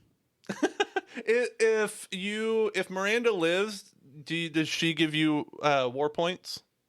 Yeah, she goes to go help with the catalyst and stuff like that. That's cool. Vanessa, what are you squarely against? I am roundly for the Leviathan lore. I liked it, and I like sort of, the Reapers all the time. We've talked about how they're like, you can't understand what we're doing. And if what they're doing is sort of seeing the humans as like lab mice, or, every society that is created is just another data point in this experiment they're running, it kind of makes sense that they wouldn't take the time to explain what they're doing. Yeah. Because you don't explain to the mouse why you're putting lipstick on its face. You just do it. Okay, but if the mouse asked you why you were putting lipstick on its face, don't you feel like you would feel like you owed it an explanation? Maybe they felt that explaining it would sour the experiment. Okay. That makes sense. I don't know. Can we just roll it back for a minute? Jim is pro Miranda's death? What the fuck? Narratively satisfying. Oh, narratively satisfying. Jim loves it when a woman gets fridged. She didn't get fridged. She just got Yeah, killed. it doesn't motivate Shepard language to do changes anything. over time, and now fridging just means killing a female character. It wasn't used as Do you have a motivation problem for with the that? protagonist, Up yours, though. you woke moralist. Aw. That's now how I say I'm being sarcastic. What are we going to do without Dogbert? Jim, tell us about the Patreon. Did you guys hang on? No. Did you guys know that Dilbert introduced its first black character like 5 years ago? Yes. Which is like 30 years after Dilbert was created. Yeah. That's fucking insane. Did you know that Scott Adams' latest wife, who left him, was born after the Dilbert comic was created? I mean, Hilarious. still older than Leonardo DiCaprio's girlfriends. Though on the other That's hand, true. he looks like Leonardo DiCaprio, and Scott Adams looks like Scott Adams, which is what somebody who was told to draw a caricature of a fucking loser nerd would draw. Listeners, we're so sorry for all this Scott Adams tech. Yeah.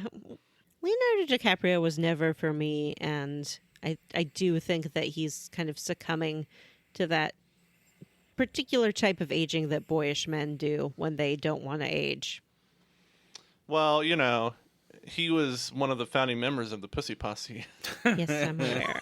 Can I be honest with you? I never liked Leonardo DiCaprio from day one. And that's not me being like, I knew he was a creep, so that's how you know I'm cool. I literally never fucking liked Leonardo DiCaprio. Not because he was a pretty boy, but because he was just kind of a shitty actor. he's never like resonated with me for whatever reason, and it may be because I was not the right temperament for Titanic, which was kind of the big thing. But I remember going to see like The Man in the Iron Mask, I think, and It was terrible. it was terrible. And that was like the second thing I saw. The Romeo and Juliet was fine, but Romeo is not much of a character. I mean, they're teenagers, you know. It's like it's more about the language, I think, than the performance. And I Part don't of know, me's trying Inception? to Part of me is trying to figure out how old Claire Danes was at that point and whether or not I can point out that she was goddamn gorgeous in that movie. I think it's okay if you were young when you first encountered it, you know? Yeah, I agree with that, actually. I'm not Because- judging it from a today Yeah, perspective. I haven't watched if that you were movie in watching 20 it years. now and you were like, it might be a little weird. But also, I do think you kind of get a pass on people you grow up with, you know? Like, because you can't change the fact that you had a crush on a teenager when you were a teenager. It's not like you have pictures of teenage Claire Danes up on your wall now. Nope, I sure don't. Matt just turned off his camera. I covered it with my thumb. So the Patreon. Yes. You should announce the winner of the poll because let's be real. Yeah, that's true.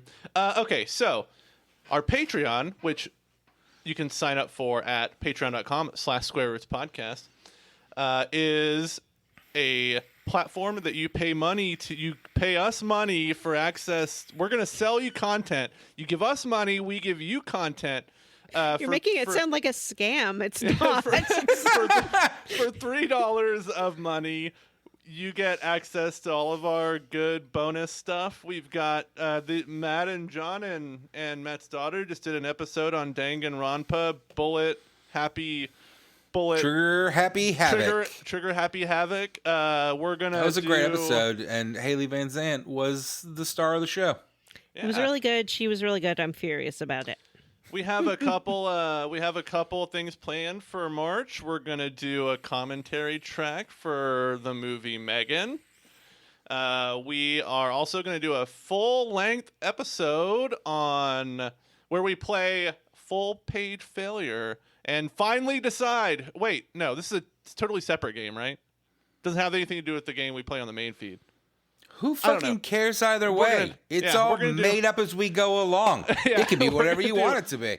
we're We gonna can do a pay. We can whole- play for $1 million. We're going to do a whole episode on Full Page Failure. And at the $5 subscription level, $5 of your money, you get access to all that content plus the ability to vote on the games that we play on the show. By the way, I would like to announce the winner of this vote, and that is Baldur's Gate. Our D&D themed vote winner is Baldur's Gate. That's fun. Technically, when we're recording this, it is the projected winner, but I don't even think that I don't think it could be upset at this point. It's dominating, It's kind of and a the lot. poll ends in like 6 hours. So Baldur's Gate, I downloaded it, I got it.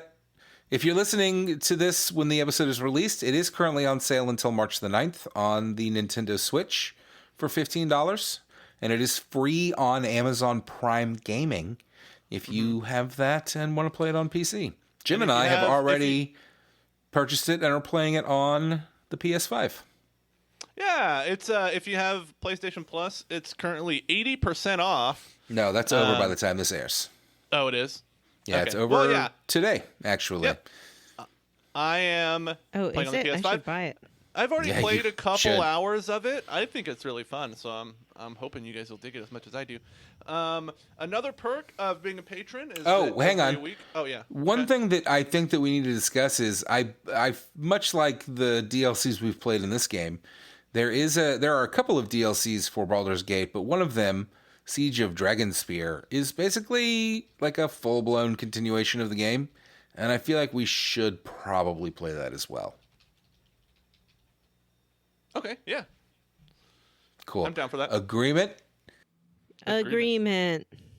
We are going to read a list of our favorite patrons one chunker at a time because there are not too many for us to read in one episode. And I'm going to go first. I would like to thank Julian Curtis, Wash in the Wind, Jason Timms, Rubber Bear, The Very Easy to Find Woman, Ariko Povara, Kyle, Do Good Recklessly, David Green, and Chief Hazard built a soapbox for Vanessa to rant atop about her dislike of poop jokes. Cool. I would like to thank Ian Frederick, Orcus the Great, Cyril the Wolf, Aaron Sorkin my own, Johnny Five Alive, Chad Wilson, Tracy the Borg Queen, Race Jenkins, D. Jethro, Engage La Charité. I'd like to thank Ward Childress, Joseph, Andrew Van Barson, Abortion Rights Are Human Rights, Eric Pickameny, Tyler, Joe Krogan, Rexperience, Mary, Queen of Scoffs, Shin Megami Tensei 3 in 2023, and 69 Love Songs. Nice. And I will wrap us up by thanking Wedge Coon, Hang It Up, Andy Smith, Jim is the Sweet One, Citrus C, David Shook, and Keysby Knight. All right, that's it for this episode of Square Roots. If you'd like to send us an email to have read on the air, you can send that to squarerootspodcast@gmail.com. Come see us at our Facebook group. It's called the Square Roots Podcast Group for smart, cool, very attractive people. And find us on Twitter at Square Roots Pod. Please rate, review, and subscribe on iTunes, Ghana, or wherever you listen to podcasts. Thanks to Stephen Morris for our Square Roots theme. You can find Stephen on Twitter as Beige on Beige, and on YouTube. Links are in the show notes. All right, everyone, for Square Roots, I'm Jim Banks. I'm Matthew Van Zant. I'm Vanessa, and I waited too long to get Baldur's Gate. Aww. Bye. Bye.